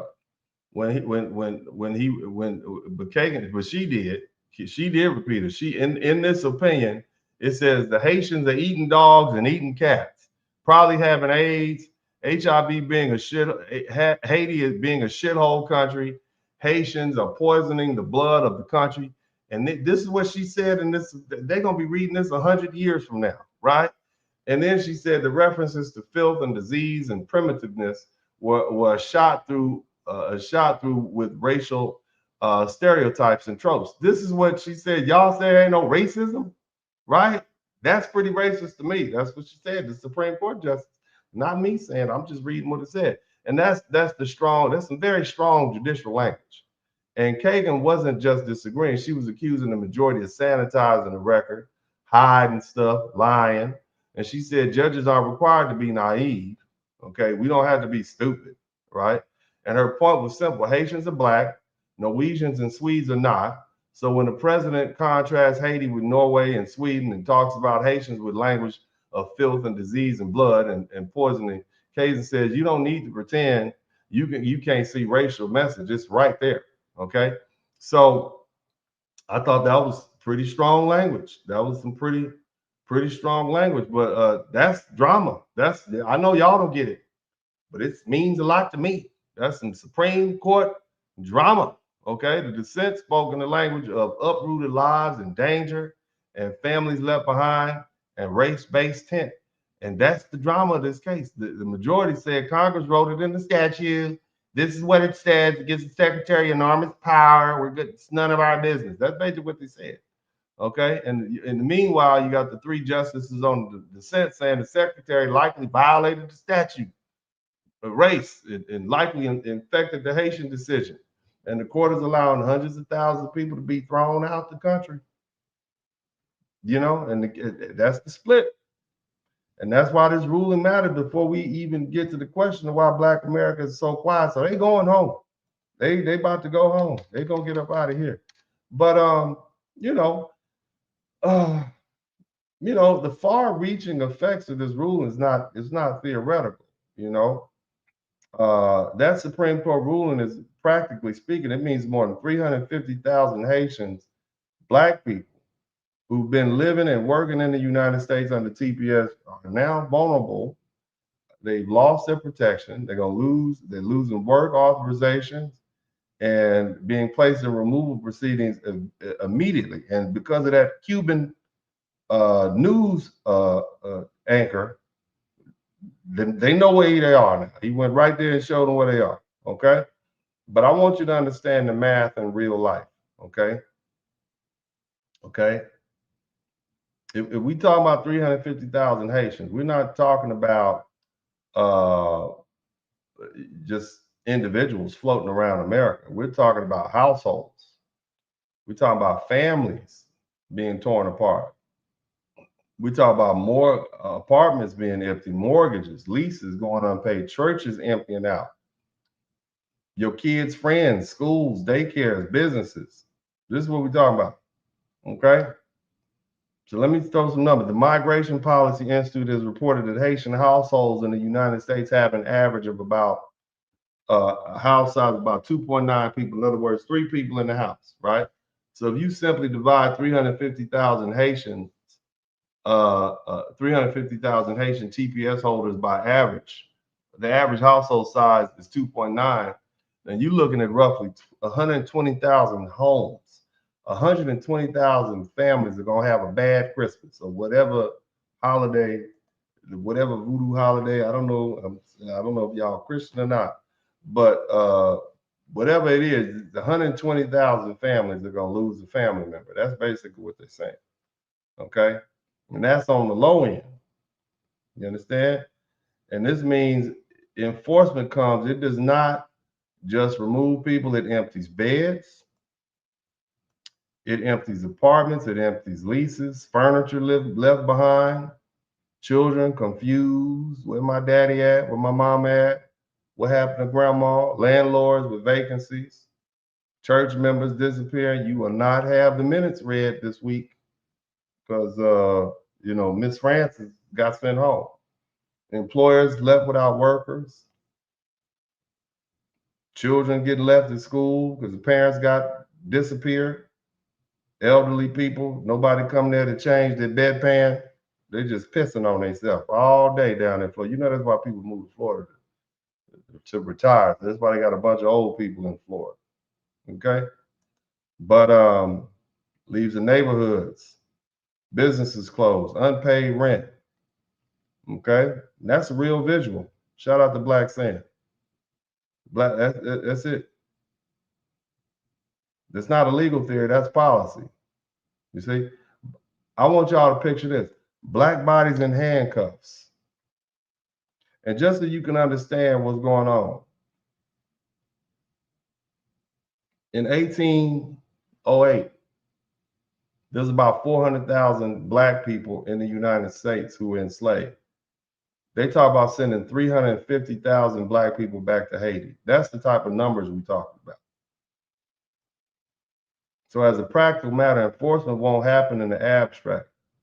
ICE doesn't raid ideas. ICE raids neighborhoods. ICE raids workplaces. ICE raids homes. ICE raids restaurants and construction sites, churches. So when the federal government moves aggressively after basically immediately, we already know what this is going to look like. It'll look like ICE hitting Haitian neighborhoods hard. It looks like ICE hitting Black-owned Haitian businesses being targeted. And we talk about places like Florida, New York, Massachusetts, New Jersey, Ohio, Georgia, and other states being watched and entered and surrounded and disrupted. It'll look like Black people being placed in handcuffs and hauled away by the government. And yes, they are Haitian. We agree, right? We agree that they are Haitian. They are not foundational Black Americans. We can agree to that, right? Right? We don't like them, right? But they still are Black. They are still Black. And we're going to have to see that, aren't we? We're going to have to look at it. Might not like it. Might not like them because they did call us dirty Black Americans, right? They did do that. They did pick a fight with the wrong one. Okay, because we are not really trying to we ain't really trying to help them. But we are going to see a lot of Black bodies in handcuffs and hauled off by the government. Okay? They're still descendants of people who endured the same transatlantic slave trade and colonialism and plantation violence and racial hierarchy and anti-Black exploitation. Shout out to Sonia Mack. Haiti's history isn't outside the Black story. Haiti is one of the most important Black stories in history of the modern world. You understand? Haiti defeated slavery. Haiti humiliated European empires. It set a chain of events which led to where we are, or helped at minimum. Okay? Be mindful of that.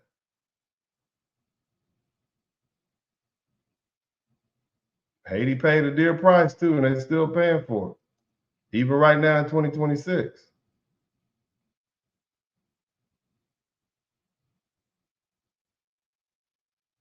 We're gonna watch black people from Haiti get dragged out of American life and sent back into one of the most dangerous environments in the Western Hemisphere. And that's what makes the silence, the foundation of Black Americans, striking to most people, even to us. See, under ordinary racial circumstances, everybody would expect Black Americans to react viscerally to these optics. You would expect Black Americans to see federal agents arresting Black mothers and Black fathers and Black children and Black workers basically minding their business, raiding churches, kids being separated from parents. You would expect us to say, no, not like this. You would expect the old civil rights reflex to activate. You'd expect Black American organizations to mobilize. You'd expect fraternities and sororities and churches and political causes and legal legacy civil rights groups and student organizations and Black media institutions to make this a national Black issue, but that hasn't happened. And the reason isn't simply ignorance. It's not simply coldness. It's not simply that Black Americans don't know Haiti is suffering. We know that. Y'all just heard what I said. Y'all knew it before I told you. It's something much deeper. And see, now here is where the conversation becomes uncomfortable. Because see, the real question isn't simply why the federal government is doing this. The real question is why FBAs aren't mobilizing in a way outsiders would expect. And the answer is that Black America is no longer operating under the old assumption that all Black people in America are part of one political family. That framework has collapsed.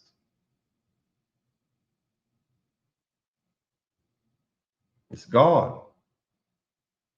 Foundational Black Americans have increasingly separated ourselves from the broad category of African American.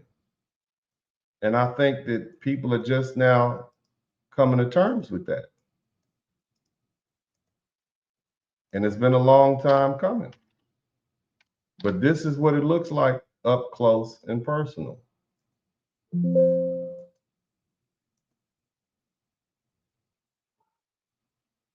See, it started to, well, let me say it like this.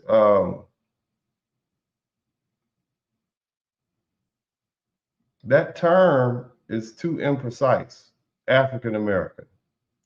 And this FBA term is, I would say, timely. See, when we start talking about African American, it started including actual African immigrants and Caribbeans and immigrants and children of those immigrants, even though their histories and their legal claims and their relationship to the United States aren't the same as ours. And this isn't merely Semitic, it's political. Foundational Black Americans are saying we aren't just Black people who live in America. We are the descendants of the enslaved people who built this country. We survived American slavery, American apartheid, convict leasing, redlining, exclusion, racial terror, state-sanctioned discrimination in this country. Our claim isn't just racial, it's lineage-based, it's historical. You see, it's national. It's very specific also.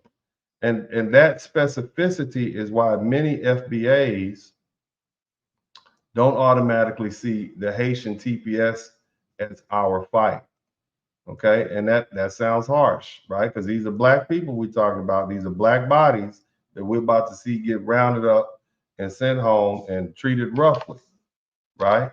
And we don't like that. And I think I can speak on behalf of all Black Americans, say that's not something that we want to see.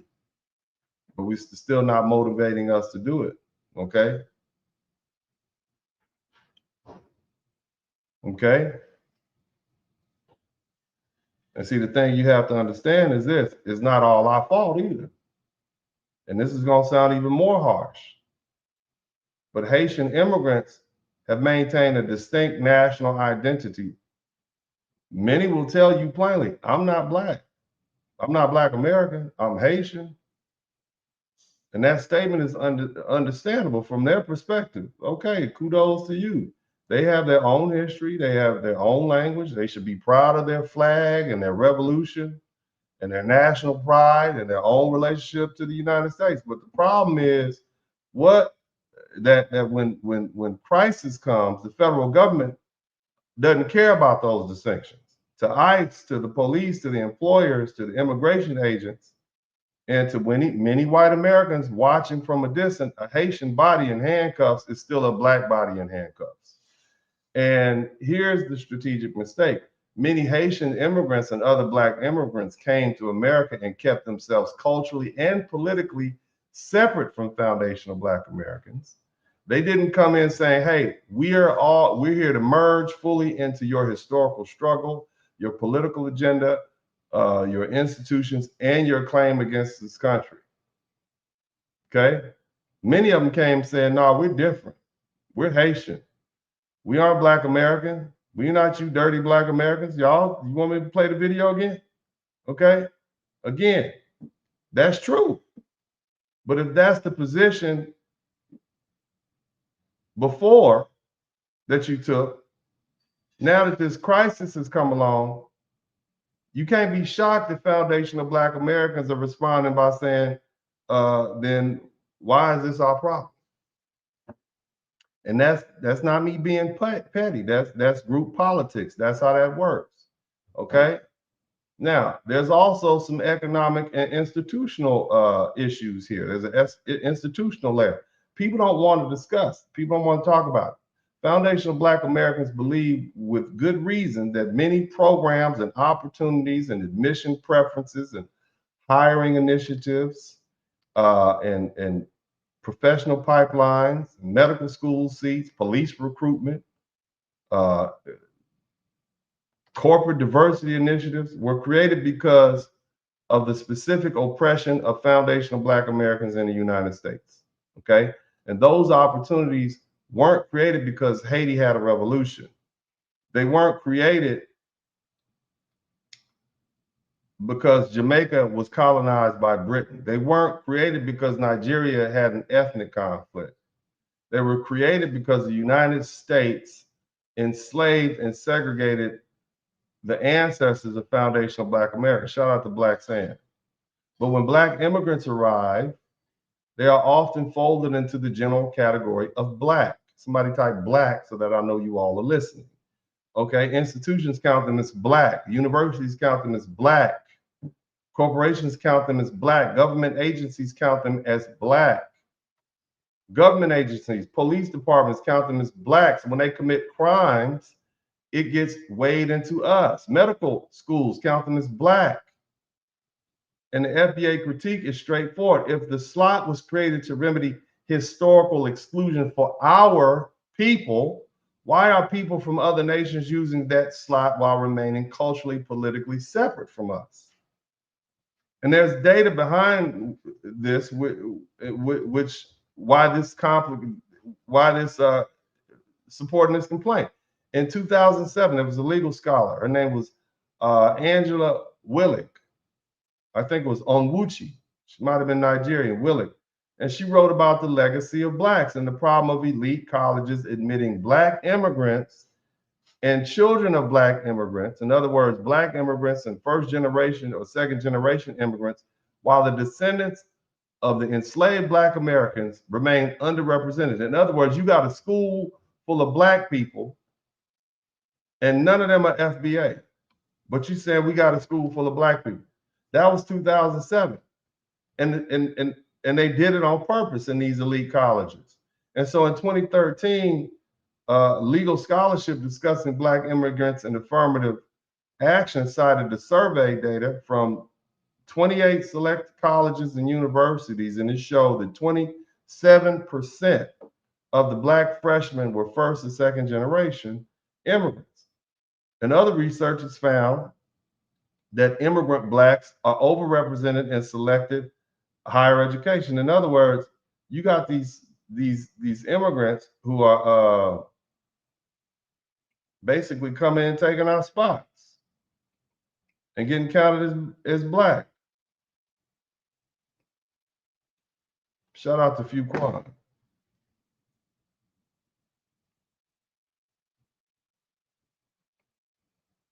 That doesn't mean that every black immigrant stole a seat. That's not what we're saying, but it does mean the institutional category of black fails to distinguish between foundational black Americans, in other words, descendants of American slavery and voluntary immigrants of their children. And that's exactly the FBA complaint. They didn't have to come here. And see, let me tell you something else. The issue becomes even worse when you talk about elite universities and medical schools, and black Americans fought the civil rights battles, and we did all of this to get affirmative action so we can get some set-asides for ourselves. And these institutions arrive and go to these people who have no lineage to our struggle. And that includes Haitian immigrants, Nigerians, Jamaicans, Ghanaians, or a child of black immigrants who can be counted. It gets counted the same way as an FBA descendant. And they didn't have to survive Jim Crow or American chattel slavery or redlining or exclusion or state-sanctioned anti-black discrimination. And so from the FBA perspective, that's not repair at all. That's avoidance. And don't let me start talking about the job market. In January 2026, they said about 200,000 Haitian TPS holders were already in the U.S. workforce, including 15,000 agricultural workers, 13,000 nursing assistants, and 8,000 caregivers. And see, the mainstream immigration argument is always these workers are essential and these are jobs Americans won't do. But my response, and most black Americans' response is, black Americans will do those jobs. Most Americans will do those jobs. Black teenagers can cut grass. Black teenagers can bag groceries. They can stock shelves. They can work summer jobs. They can clean bathrooms. They can work in hospitals. They can work in nursing homes. They do all kinds of labor people now pretend Americans are too good to perform. The real issue isn't whether black Americans will work. The real issue is the wages and the conditions and the dignity and the scheduling, and whether employers want a labor force that can be underpaid or overworked and replaced without political consequences. That's what it really is. That's whether they do jobs Americans won't do. Line becomes insulting. It's often a polite way of saying employers found workers willing to or desperate enough to accept wages and conditions. Americans will say, oh no, we're gonna reject that. You got to do better. And black Americans aren't allergic to labor. That's what we've been doing. Our ancestors performed the hardest labor in this country for free. Our grandparents and our parents did domestic work and agricultural work and farm work and sanitation work and railroad work and hospital work and service work. The question is whether the labor will be paid fairly. You pay us enough, we'll clean toilets, but you can get away with paying those immigrants far less and treated with less dignity. So if the answer is no, then the presence of immigrant labor can become a pressure valve that allows employers to avoid raising wages enough to attract local workers. And there's research supporting the concern that immigration can hurt black workers in specific markets. There was a research paper that came out in 2006 by the National Bureau of Economic Research. It found a 10% of immigrant that found that a 10% immigrant-induced increase in a particular skill group reduced black wages by 4%. And it lowered black employment by 3.5%. and it increased Black institutionalization by almost 4%. In other words, we go to jail more when more immigrants show up. Think about that. Direct effect on us. And the later version of that work found similar concerns about wages and employment among Black men specifically. Now, of course, you know, these are issues that we deal with. And so that's the resentment, that's the animosity, that's the unspoken fracture. And it's been building for years, not just online, but in real life. Where do you think it came from? People go online to voice their what's going on in their real life, their feelings they're dealing with in real life. FBAs have watched Black immigrants benefit from civil rights infrastructure that FBAs built, while those same immigrants distance themselves from Black America socially, culturally, and politically. And they watch people come in the United States and claim Blackness like Barack Obama and Kamala Harris, right? Shout out to Star Dreaming. You see? They claim Blackness when it opens doors, but they retreat into national identity when Black American struggle is being discussed. And they've watched that they've watched the category Black become useful for everyone except the people whose ancestors made the category politically powerful in America. There's also a cultural effect. Black immigrants come here with strong national culture. Shout out to Myron Magnus, which they have every right to have. You have a right to preserve your culture. Haitians have a right for Haitian culture. Jamaicans have a right for Jamaican culture. Nigerians have a right to Nigerian culture. Ghanaians have a right to Ghanaian culture. Everybody.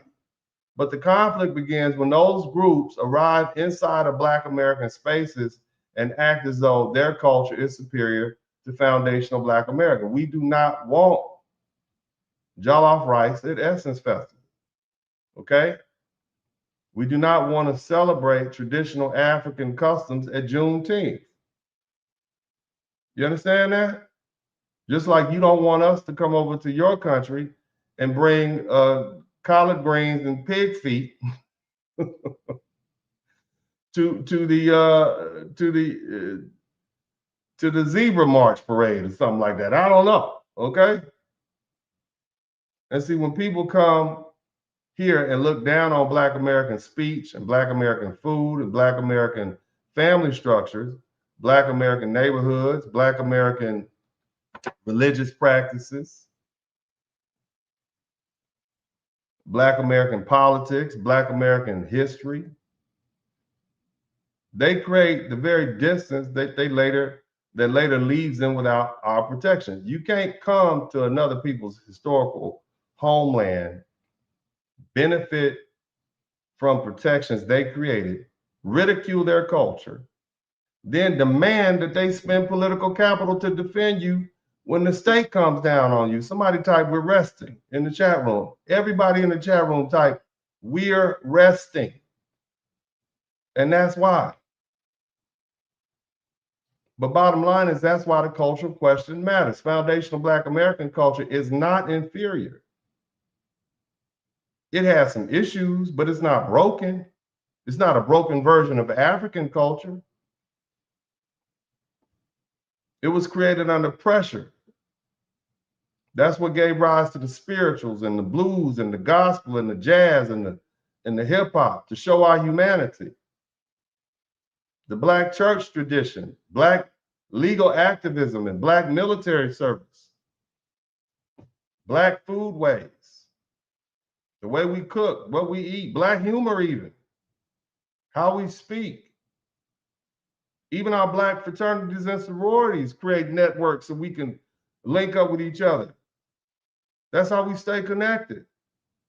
Black colleges, the Black barbershop, the Black beauty shop. Y'all think y'all was the first Black people to braid hair, Black hair in this country? I see all these African beauty. I didn't even know that was a thing until a couple of years back. Even the way we resist politically is meaningful. But it was that very same culture that helped democratize the United States so you all could come here in the first place. So when immigrants arrive and treat it like something to be corrected or replaced or looked down on, then they shouldn't be surprised when foundational Black Americans say, you know what, you aren't part of us just because the census puts us in the same box as Black. Y'all can go on about y'all business.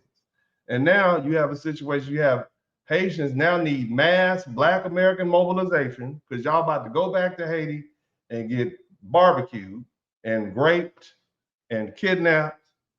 And we got to sit up here and watch y'all get handcuffed and thrown in the back of the truck. And it's going to be some white folk and other people laughing. See, look at them Black. We're going to say, well, they not FBA. They're going to say, but still doesn't matter. More points on the board for us. We're getting rid of it, right? We got to deal with it. It's going to be some back and forth, right? But they wouldn't listen. You see?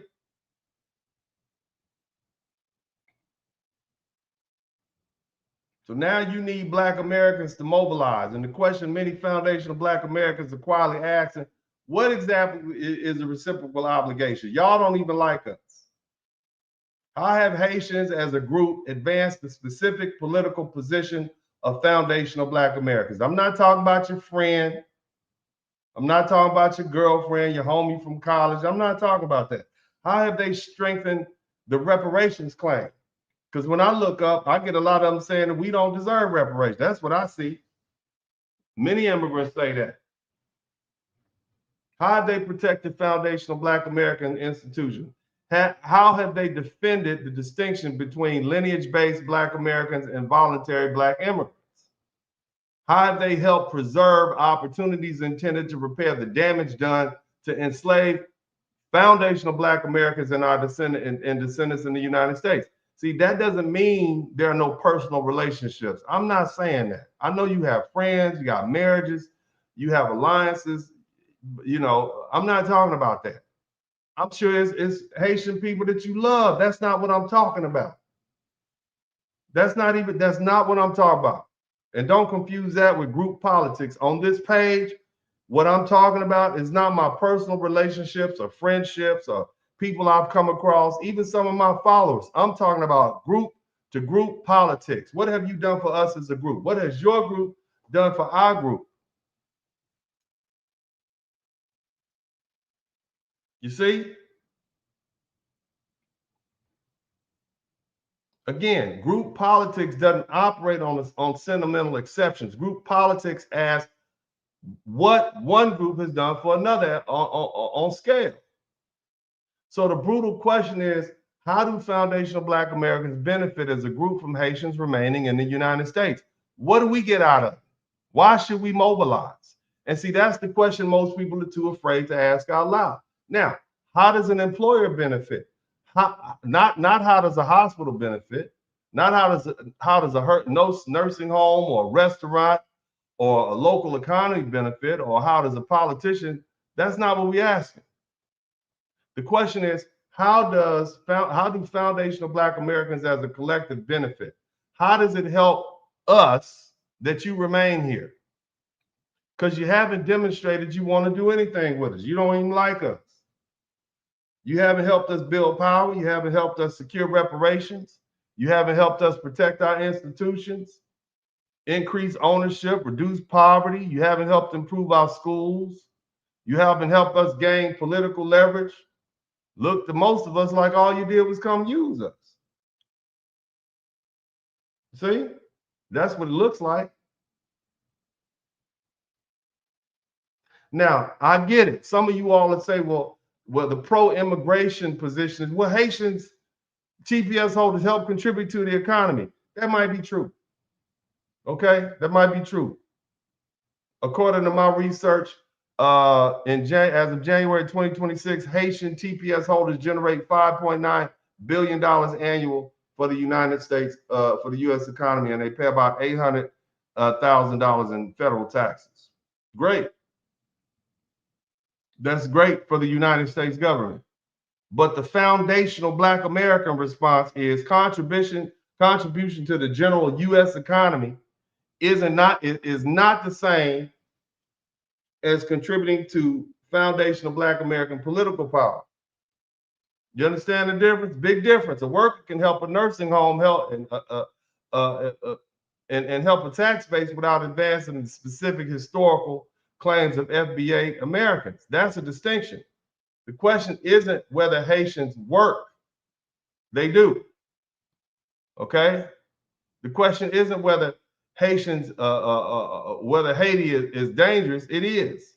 The question is whether foundational Black Americans are obligated to spend political capital defending a group that at scale has not clearly merged in the FBA political project, hasn't clearly defended FBA lineage claims, hasn't often maintained national separation, but actually have maintained, you got your flags out, so you've maintained a national separation from us, okay? All the while using this broad blackness whenever it provides access for you. So you're just using us. And see that what have you done for us lately? You see? And when you begin to contemplate that, you could understand the silence. Because see, here's what's going on. Black folk, Black Americans are tired. We're tired of being treated like an emergency moral infantry for every Black population in crisis. You only call us when you need us. You see? And in the meantime, our claims are diluted or mocked or replaced by some broader multicultural language. We're tired of being told to show up because we're Black. We all Black. On top of that, you got a bunch of people saying stuff like FBA is not real. You don't have a lineage. Y'all can whip y'all flags out, but we can't have our own identity. Jamaicans have an identity. Nigerians have an identity. People from the Congo, Somalia, Ethiopia, all y'all have an identity, but we can't have one. Something wrong with that. We're tired of being asked to defend people who may not identify with us until federal power comes knocking at the door. And that's why this moment is revealing. See, this isn't just an immigration story. It's a Black political realignment story. Haitians are going to soon discover what America is really about. You're going to learn that the only Black population with enough historical infrastructure and moral authority and institutional power to do anything about what's going on with you all is us. That's it.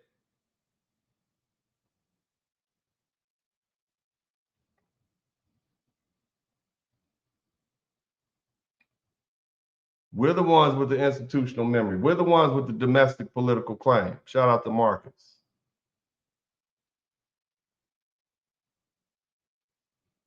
We're the only ones that can stand between you and the state.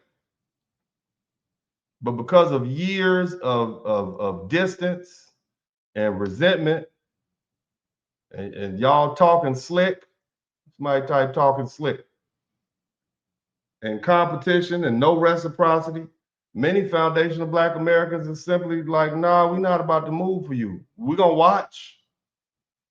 We may sympathize in privately. I'm going to sympathize. I don't want to see Black bodies in handcuffs. I hate it for you. I'm going to feel real bad. But you don't have enough foundational Black Americans that want to organize for you and march. They're not going to put their body, Black Americans are not going to put their bodies online for Haitian communities and put ourselves between ICE and you. We ain't trying to get sent to Port-au-Prince, okay? We're not. All right? And you all have not given us a reason to do that. They're not going to spend political capital and money to save a group of people that never fully merged in with us in the first place. And y'all been talking stuff. That's the hard truth. That's what happens when you're a bad guest. And I know it sounds cold. I laid out the facts. It is cold-blooded. But it isn't random coldness. It's coldness produced by political exhaustion. It's coldness produced by being asked to carry everyone else's racial burden while no one carries ours. It's the coldness produced by watching your own lineage-based claim be blurred into a generic black immigrant category that benefits everyone and repairs almost nothing for the people whose ancestors were enslaved here. So when the raids come, you might type ICE in the chat room. If they come, the cameras may show black people in handcuffs. The world is going to see black America. The world may see people suffering. You see?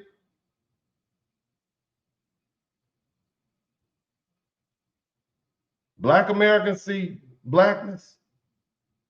We see it. We know that Haitians are black. We know the Haitians' great history. We know the danger that you're going to deal with when you get back to Haiti. They know the suffering that you're going to deal with. We know what it's like to see black mothers and black fathers and black workers and black children get thrown into a government machine. But we also know the difference between shared skin and shared political destiny. And the difference may determine whether Haitian TPS becomes national black American cause or an immigrant crisis. The foundation of black Americans watch from a distance. Now, I'm going to take the opportunity to read these super chats. I got some more to say. But I want to shout out to all the real MVPs out here who contribute to the super chat. Thank you so much. I hope y'all learned something. Remember, you don't owe me anything if you didn't learn anything. If you learn, I should earn. And I got some more learning for you, but I want to take the opportunity to read these super chats. Remember, if you've been involved in a car accident, let me put this across the top of the screen. I don't think this is prevalent enough. Let me go ahead and run this. I don't think y'all can. You see this? I got a brand new number for you all. Okay, I got this brand new. You see that just merge across the top? That was pretty cool, huh? That says 1866 Law Big. Somebody type Law Big in the chat room. Toll free. Okay, toll free, just for you all.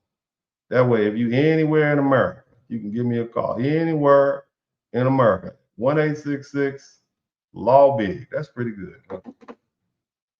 866, that's pretty fancy. Injured in a car wreck, call me. I'm legit. Injured in a car wreck, call me 1-866 Law Big. That's pretty good, man. Anyway, let's go ahead and read these super chats. Shout out to all you beautiful people. Y'all like that? Somebody, y'all like that? Law, because I'm big and I'm in the law. You know what I'm saying? I put that together myself. Y'all like that? Law big. Y'all, I know you like that. Shout out to me. Shout out to me. Yup, I'm doing it. I'm doing it big. But anyway, let's go ahead and shout out to my man Fuquan. Thank you so much again. He came back with the 5 on it. Fresh always 2x199. Thank you. Great work. Thank you so much. Myron Magnus, voodoo doesn't seem to be working that well right now, does it? Well, y'all cold-blooded. Stop leading people religion alone. But anyway, thank you, Myron. TPS, Tether Public Services. Myron, you ugly, brother. You ugly. You real ugly for that. You ugly. Shout out to Lisa Will for 5941. Thank you for the $10 super sticker. Fuquan came back with a 5. Another 5. Thank you so much, fam. Zachman said, I had a Haitian woman wanted to get married to me so she could stay. I said no, even though she had a big, you know what, where the sun don't shine. Damn, bro, you might want to leave that alone. She might have had an elf come out of there. You had a whole elf come out of there. That big, golly. I don't want to talk. Hold on a minute, sir. This is not that type of show. We ain't talking about big cavernous orifices down. Sir, let me move on. Praise God. Anyway, Florida 5592. Thankfully, they can take this 15-year U.S. internship home to their country, wave their flag, make Haiti great again. You know what? There's some Florida people that are very angry at Haitians. Why are you Florida people so angry at the Haitian people? What did they do to y'all? You Black Americans in Florida. What is going on down there that got y'all? Every person from Florida that says some stuff about the Haitian people, man. What is up? But anyway, Atumara 6546 said the Pan-Africans and African diaspora got the boy. You something else. You said just send them to Ghana, huh? Thank you so much. Black Sand said, I'm waiting for the birthright citizenship rule. Fam, I was just thinking about that today. And if it goes on ideological lines like that, it's going to be rough on a lot of people. But thank you so much. Tech King 9343, good looking out. Thank you for the 199. Black Sand, it's boring, but the information is key for us. I'm doing my best, man. I'm trying to look, just so you guys can know some of my secrets. I try to speak to you all. On an 8th or 9th grade language level so that the information gets conveyed. Unfortunately, some of this stuff is so complicated. It literally takes me time to kind of, sort things out. And, I have to kind of make things so people can understand. But the main thing about the language is the ability to communicate information. So if I'm doing a good job, hopefully it's not boring. That's my thing. I don't want it to be boring. I want it to be exciting. I wanted you all to really visualize the Supreme Court going at it with each other. All these old people with robes on, Mortal Kombat, lawyer Mortal Kombat. That's what I try to do. And so I do my best. But thank you so much, Black Sand. Always appreciate your patronage. Fuquan, thank you for the $5. Did y'all learn something? Did the case make sense now? Did the case that I read make sense? The TPS case, the Constitution doesn't give citizenship births of temporary people. Thank you so much. We'll see what happens. If we were being deported, what would everyone do? Nothing. Absolutely nothing. They wouldn't do a thing. And that's a great point. Atumara said, me no black, me Haitian. Welcome back to Haiti. Thank you so much. Also, Black, what is in it for FBA people? No more free rides. Good shot. Good point. That's how the people feel. Fuquan, thank you so much for the $5. Also, Star Dreaming, $4.99. Myron Magnus, our past great elder and labor leader, A. Philip Randolph, was saying all this in the 1960s. A lot of them were saying that, man. Thank you so much. Stream, Star Dream. What was the plan under TPS? Was there a time frame? Was there an agreement with the government? What measure were taken to stabilize their country? It's not our job to stabilize their country, but I'm not sure what the plan was, but whatever it was, it didn't work. Frederick Douglass to Barbara Jordan Warner, immigration is a nail in the coffin for FBA. They sure did. They sure did, brother. Also, Melvinia McDonald, thank you for the $10. Thank you, babe. Appreciate you. And also, please talk about 70% of Haitians on welfare and give free health care and housing. Thank you for your great content. See, here's the thing. They contribute to the economy, but they also take from the economy. Not all of them are productive. You see?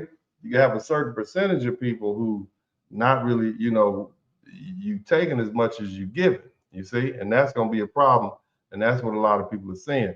But thank you so much for that very observant post. Black Rose, thank you for the $1.99. Also, my man, CJ Marsh, good seeing you, family. Sorry I came in late, bro. You always on time, brother.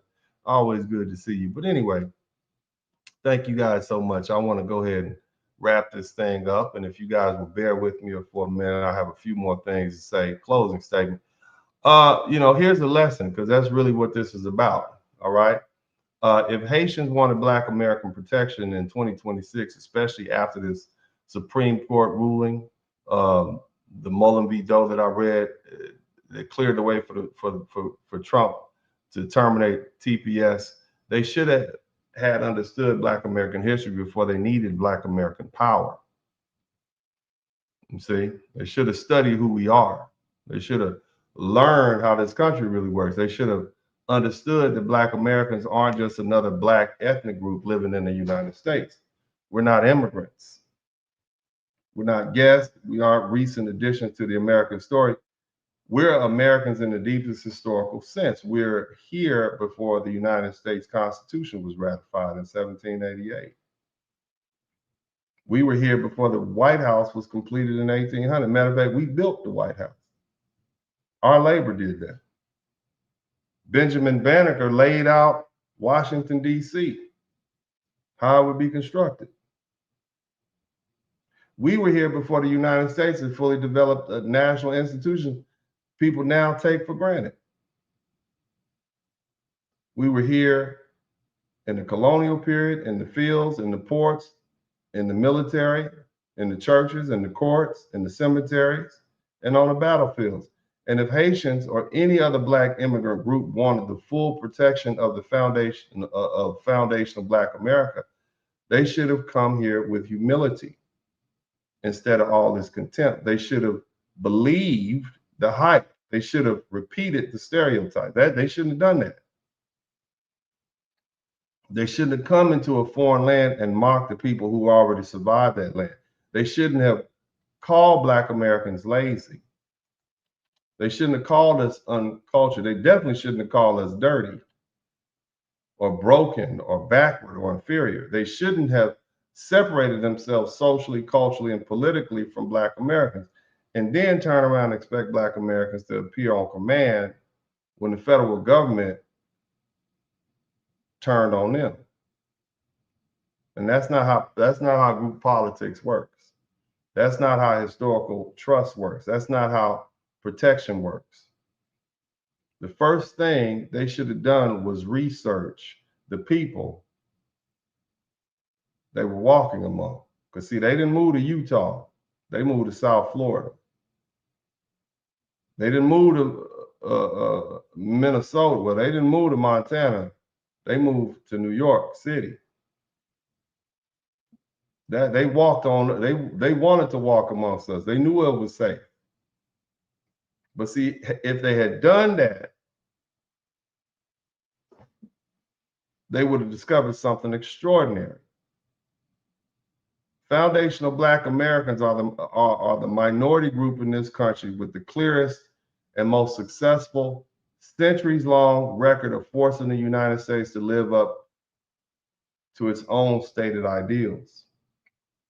The people who push and pushed the American moral needle toward freedom, equality, due process, voting, civil rights, desegregation, labor protection, public accommodations, and constitutional accountability were foundational Black Americans. That's not arrogance. That's just history. We can start with Frederick Douglass, who was born into slavery in February 1818 in Maryland. He escaped slavery in 1838, 20 years old, after he had a fight with his master. Beat him up, ran away. He's one of the most powerful political voices in the 19th century. Frederick Douglass didn't beg America to become something foreign. He demanded that America live up to the principles it already wrote down in its founding documents.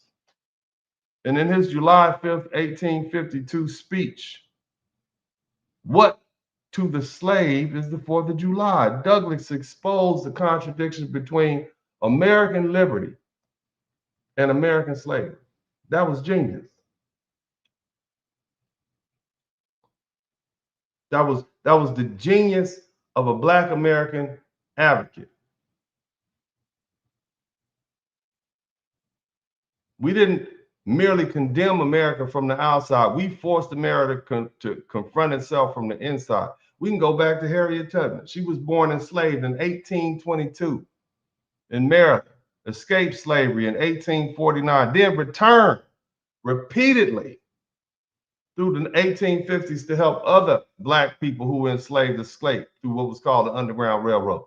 Harriet Tubman didn't have a foundation, a corporate sponsor, or a social media campaign, or a safe public platform. She couldn't catch an Uber. But what she did have was courage. She had discipline. She had faith. Did you know that during the Civil War, which lasted between 1861 and 1865, this Black woman, Harriet Tubman, was a Union scout and a nurse and a spy? She would sneak behind the lines and help the Union. Shout out to Edward Stevens. I mean, she was actively in the fight. In 1863, she helped guide what was called the Combahee River Raid in South Carolina, an operation that freed hundreds of black people that were enslaved. That's Black American moral action. That's not theory. That's not slogan. That's not borrowed revolutionary language. That's that action. And you can go even back further to the founding era. Crispus Attucks, a man of African and Native American ancestry, was killed on March 5th, 1770 during the Boston Massacre. This man is remembered as the first person to die in that conflict that led to the American Revolution. That was a black man, a very American black man. Then you have another, Prince Hall, born in 1735 and active in Boston during the Revolutionary period. He became a major black abolitionist and organizer. A black woman, Phyllis Wheatley, was born in 1753 and brought to Boston as an enslaved child. She published poems of various subjects and religious and moral. In 1773, becoming one of the first published black poets in America and directly challenging the lie of black intellectual inferiority. These people weren't immigrants wandering into an already finished America. They were present while America was being formed. We've been here. Somebody type "been here." And here's another one you probably never heard. Peter Salem. Do you all know what he is? Were you here for that lecture? When I talk about America's black founding fathers, Peter Salem, born in 1750 in Massachusetts, fought at Lexington and Concord on April 19, 1775, and later fought at the Battle of Bunker Hill on June 17, 1775. Salem Poor, born 1747, also fought at Bunker Hill, and these men did some amazing things. Peter Salem is credited with killing the general on the other side for the British, which basically helped bring the war to an end, helped win that battle. And Salem Poor, as I said, born around 1747, he also fought at Bunker Hill, and on June 1777, he was praised by multiple white officers. They made a big deal about how well he fought. And in December 1775, they literally got together and they signed a petition for his bravery, with those officers saying he behaved like an experienced officer and an excellent soldier. That was revolutionary for that type of time period. This is what we've been doing. Said we've been here. Somebody type "been here." We've been here. Another man, Cuff Whitmore, born in 1759, he stood with Massachusetts militia forces at Lexington and Concord and Bunker Hill in 1775. This is another black man fighting in the Revolutionary War. You understand me? Right there in Lexington, as we come up on our 250-year anniversary of the founding of this country. Black men were right there. Black women were right there. There's another one, Basilia Liu, born in 1743. He served as a fighter and a soldier during the Revolutionary War and fought at Bunker Hill. Let me explain what that means. That means he was out there playing and fighting at and they're always targeting them. They were shooting at him while he was playing his little flute. And he had to play it because this is how a battlefield is busy and loud. So you play that FIFA so that the troops know which way where to move. You know how brave you got to be. You are literally you're the communications. Okay, and that's the first part. They want to shoot the big guns and the communication, and so he was always a target. This is one of the most dangerous communication roles of the 18th century battlefield. These men were not symbolic decorations. They were not digging ditches and tending horses. They were out on the battlefield. They were armed participants in the birth of this country. And then you got Prince Whipple, born in 1750 in West Africa, brought here as a slave to New Hampshire. He served in the Revolutionary period alongside William Whipple, one of the signers of the Declaration of Independence. He's traditionally associated with the image of a black man in Emmanuel Lute's 1851 with Washington crossing the Delaware. You know that famous picture? It's a black man in there with him.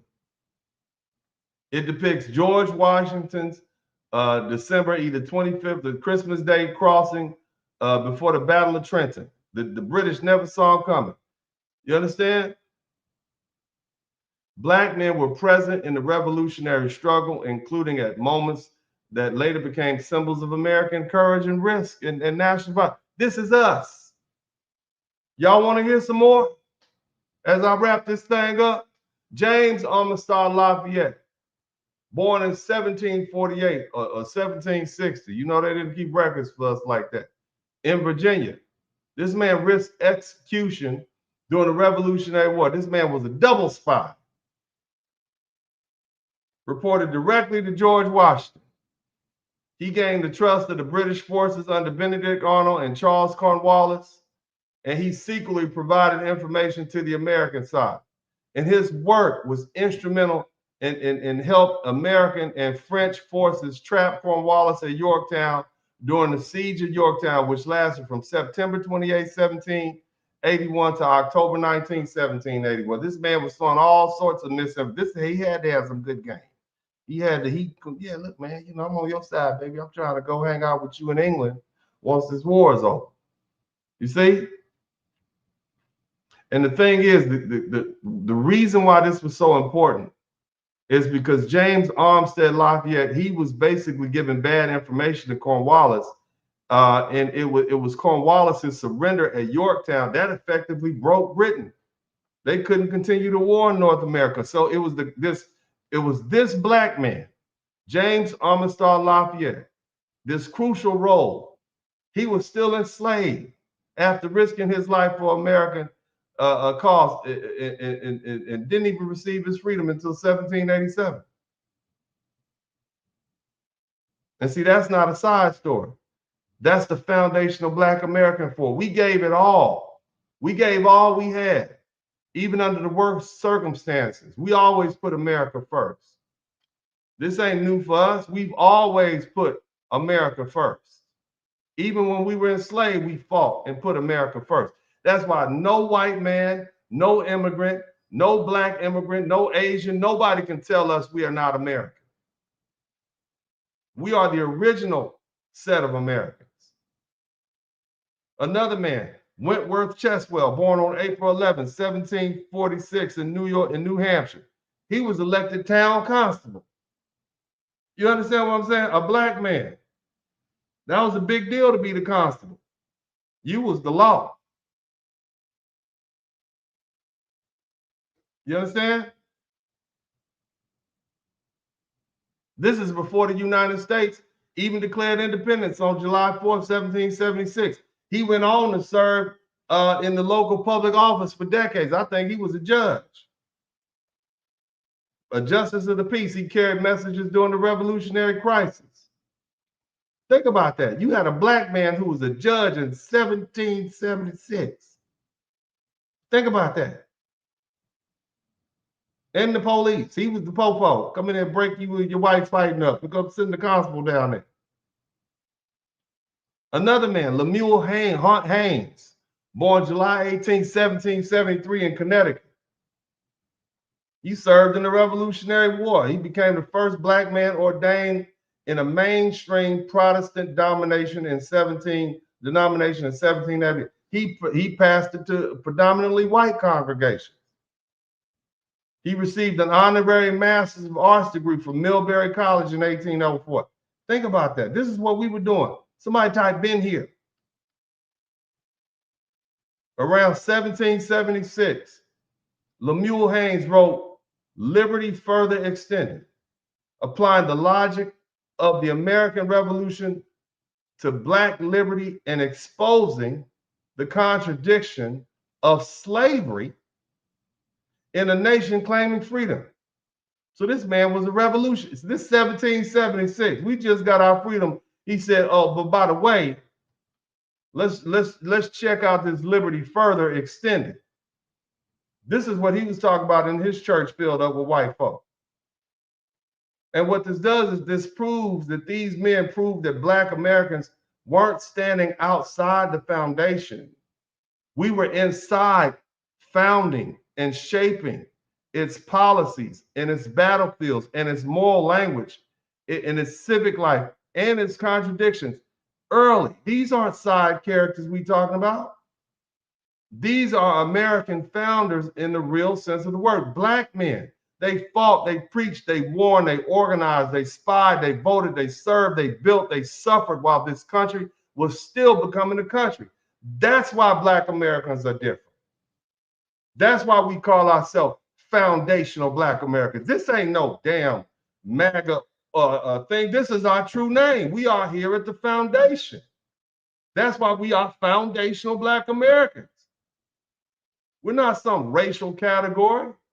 We're a historical people. We are a national people. We are a lineage group formed through slavery, war, Reconstruction from 1865 to 1877, Jim Crow from the late 19th century through the mid 20th century, the Great Migration from roughly 1916 to 1970, redlining after the 1930s, segregation, mass incarceration, civil rights movement of the 1950s and the 1960s. We aren't Africans in America. We aren't Caribbeans in America. We aren't immigrants who arrived under the modern immigration law. We are a distinct people forged here, and our roots run deep enough that no deportation policy, no white nationalist fantasy, no immigrant insult, no academic sleight of hand can uproot us.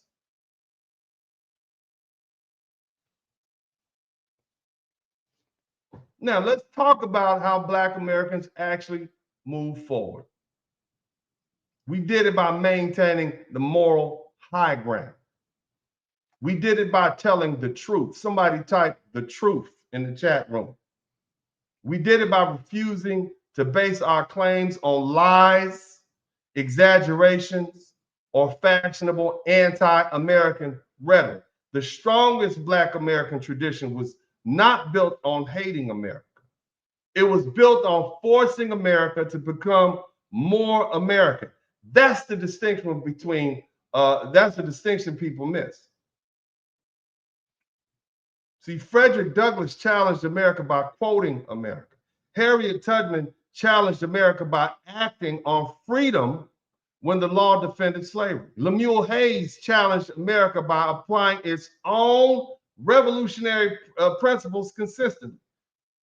Black soldiers, Jesus, shout out to the Black soldiers and Navy and Marine, shout out to y'all. The Black soldiers, so instrumental to our fight for freedom. They challenged America by wearing the uniform, fighting in its wars, and then returning home and demanding rights they had earned in blood. Black Americans served in the American Revolution from 1775 to 1783, at the height of slavery. We served in the War 1812. From 1812 to 1850, when the British was coming back, we fought them. The Civil War from 1861 to 1865, this is our fight. We in it. World War I, 1914 to 1918, we still dealing with civil unrest at home. We getting treated horrible like second-class citizens at home, but we still put that aside to continue fight for America's interests.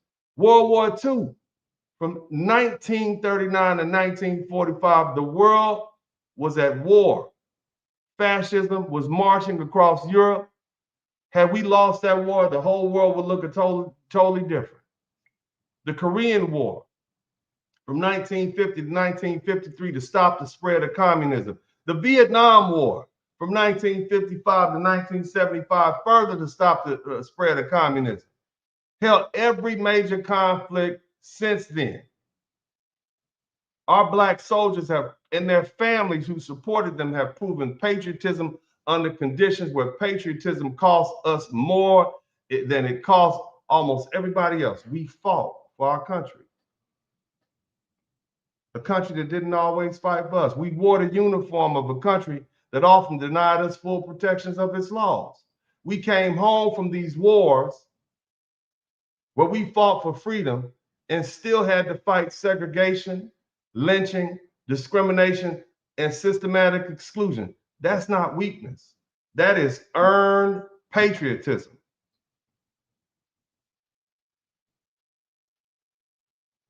Black parents challenged America by sending their children into these hostile schools during the segregation battle. Brown versus the Board of Education was decided on May 17, 1954, and black students sat at lunch counters doing sit-in and movements and that began primarily in Greensboro, North Carolina on February 1st, 1860. Black freedom riders boarded buses during freedom rides and went down to dangerous places like Alabama and Mississippi, risked their lives. Black marchers faced police violence during the Birmingham campaign in 1963. Somebody type, "We've been here." Black Americans gathered for the March on Washington on August 28, 1963. You got to understand something. There wasn't no immigrants here then. America was 9% black. There was only 50,000 Africans in this country. Caribbeans were non-existent. The rest of America, the Latino population was less than 1%. The Asian population was less than 1/10 of 1%. It was just us and white folks. We did this all on our own. When you look in those pictures, the reason no other immigrants are there because they wasn't there. It was black citizens that marched on Selma, Montgomery in Alabama in March 1965 and faced state violence on Bloody Sunday. And out of that discipline pressure came the Civil Rights Act of 1964 and the Voting Rights Act of 1965 and the Hart-Celler Act, which banned racial discrimination when it came to immigration. That's how all them immigrants started coming here in the first place. But for us in that battle, they wouldn't be here. That's how we won. But not by chaos. Not by empty rage. We won by exposing the gap between America's promise and America's practice. My grandma told me all the time, my mother picked cotton in Mississippi until they moved to California. I was born in 1974. My mama moved to California in 1968. She picked cotton until she was 14. But my great-great-great-grandfather was a black man from Mississippi. George Washington Jones Jr., Sr., he's a lawyer himself. Nicodemus, Kansas. We've been here.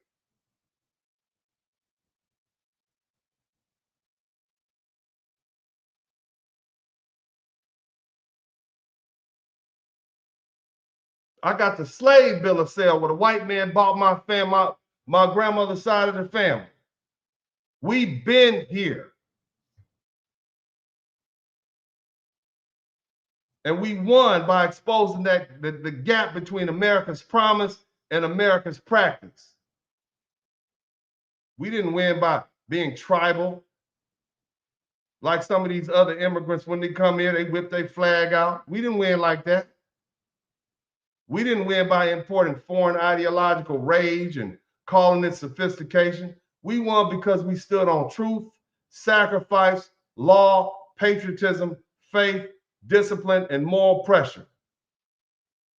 We made America uncomfortable because we were right. We made America change because we forced the nation to confront what it claimed to believe. That's the Black American formula. And understand this too. Black Americans aren't a monolith, and we never have been. We got Black Republicans. We have Black Democrats. We have Black conservatives. We have Black liberals.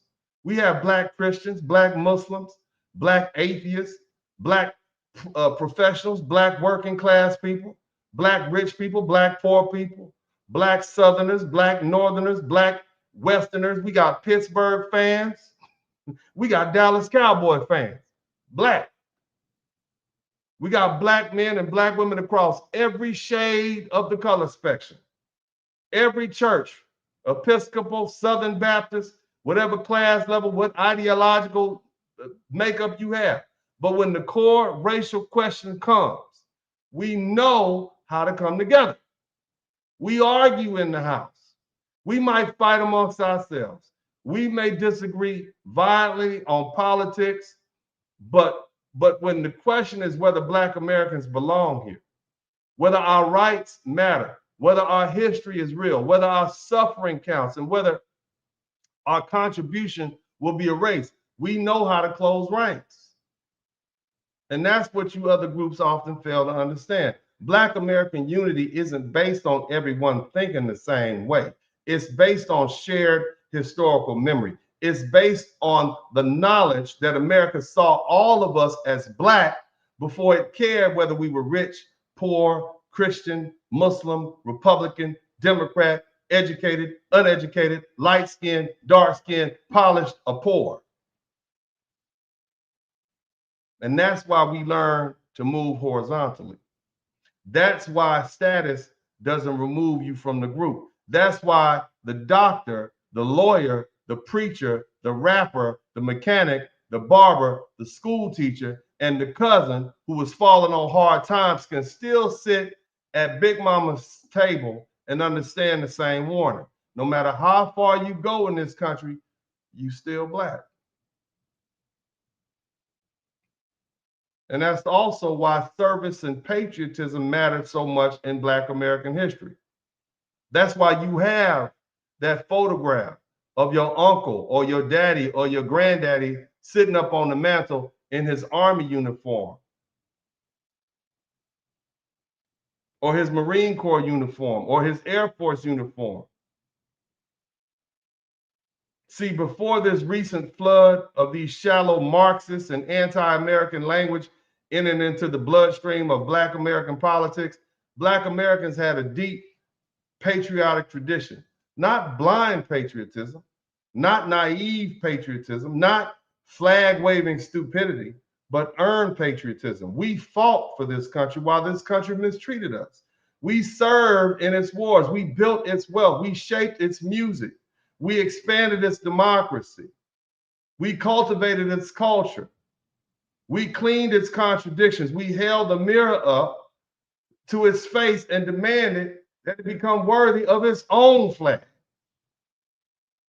And that's why even the hardest stone cold white nationalist racists who talk loose about sending people home know deep down inside that Black Americans ain't going nowhere. They may hate us. They may resent us. They may wish history looked different now, but they know we are part of the foundation. They know they can't tell they can't tell us the story of America honestly without talking about us. And they know our claim isn't based on paperwork from some modern immigration court. It's based on blood and soil and labor and war and culture and suffering and contribution. And that's why Black Americans will always have a place here in the United States of America. We proved ourselves over and over again. Whether we talk about the Boston Massacre, whether we talk about the fight at Lexington and Concord, whether we talk about Bunker Hill, whether we talk about Trenton and Washington's crossing of the Delaware River, Yorktown, the Civil War, World War II, World War III, whether we talk about lunch counters in 1960s, Birmingham in 1963, the March on Washington in 1963, the Edmund Pettus Bridge on March 7, 1965, we proved ourselves by surviving what was designed to destroy us and then using our survival to expand freedom for everybody else. So when Haitians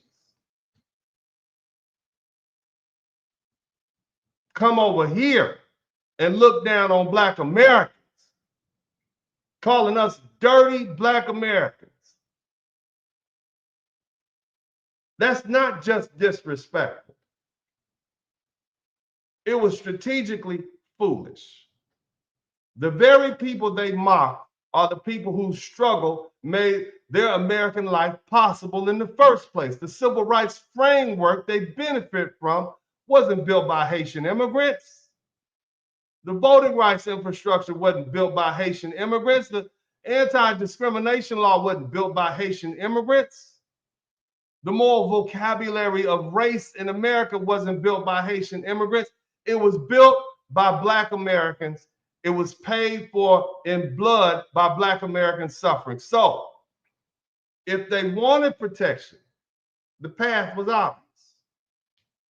They should have just joined us honestly. They should have said, we're Haitian, but we respect that this is your historical homeland. We understand that you are the foundational Black people of this country. We understand that your struggle created the legal and moral space we now occupy. We understand that we come here, benefit from your infrastructure, take advantage of Black designated opportunities, separate ourselves from you socially, insult you culturally, and then demand your political protection when the state comes for us. No. Can't do that. Can't do that. They should have built relationships before this crisis. They should have defended Black Americans when no one was asking them to do so. They should have supported reparations. They should have respected FBA lineage. They should have taught their children not to look down on Black Americans, or at least keep their mouths shut if they did.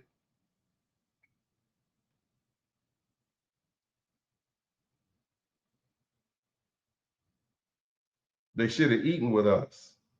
They should have worshiped with us. They should have built with us. They should have invested with us. They should have married into us for genuine love or respect. But more importantly, they should have defended us publicly. In short, what I'm saying is they should have become part of Black American political family and become so indistinguishable they couldn't be distinguished from other Black Americans in the family. And then they would have had our protection. But they didn't do that. They chose their national identity first. They chose Haitian identity first, immigrant first, Caribbean first, anything but Black American. And again, they had every right to do that. But see, here's the thing that I've learned at this big old age. Choices have consequences. If you insist on separating when things are good, you may find yourself alone when things become bad. And that's the lesson. And the lesson isn't just for Haitians. It's for each and every one of you immigrant groups that come to this country and think Black Americans are just another minority group to be compared or mocked or bypassed or copied or used. Understand this clearly as I wrap this thing up. Are y'all with me? Let me know. I'm almost finished. I'm gonna let y'all go in a minute. Y'all with me? Huh? I got one more thing to say to them. Okay, because I need to drive this point home. Because we gonna feel bad when we start seeing these people get locked up. But y'all with me? Let me know if you're still with me. If you're with me, say hallelujah. They need to understand this clearly. FBA aren't just one community amongst many. We are one of the central pillars of the United States. Our story isn't adjacent to America. See, our story is America. Don't be fooled. We aren't visitors. We certainly are not refugees. We are not conditional residents. We aren't people hoping America lets us stay. We're Americans. We are Americans. Surprise. We're here at the foundation, and that's what separates us from Haitians, Caribbeans, Africans, and each and every one of all y'all who came much later. You may be Black. We may share African ancestry. We share the wounds of colonialism and slavery and the broader transatlantic slave trade. Okay, but you don't share our specific American lineage. You don't share our exact legal history. You don't share our constitutional claim. You don't share our foundational relationship to this country. Our roots run deep. And on top of that, we are cultured Americans, 100% cultured Americans. Our food is American. Our music is American. Our speech is American. Our churches are American. Our humor is American as hell. Our grief is American. Our resistance is American. Our patriotism is American. Our fight is American. And fighting is one of the most American things you can do. And that's why we do it so well and so often. Shout out to my FBA people. And see, that's the irony. People think patriotism means silence. It does not. That's not what it means. Patriotism means you fight for the country to become what it claims to be. And Black Americans understand that better than anybody, don't we? We fought America because we believed America's own stated ideals were powerful enough to condemn America's own failures. And that's why our struggle changed the nation. We didn't ask to be imported into the American dream. We forced the American dream to expand because we're already inside the house. So here's the final word.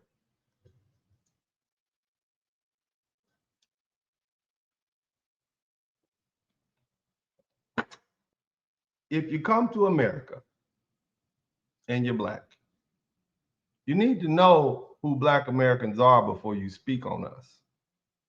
You need to know whose shoulders you're standing on. You need to know who built the civil rights bridge you walked your behind across to get here. And you need to know who made America legally and morally vulnerable to your claims of equity in the first place. You need to know who bled to make minority rights mean something in this country. And if you don't know that, don't be surprised when crisis comes and the very same people you disrespected don't come run and save you. Black American protection isn't automatic. It's earned through respect, reciprocity, truth, loyalty, and shared risk. And that's the hard lesson of this moment. And that's something that everybody watching needs to understand. This is Uncle D, as I always say at this time.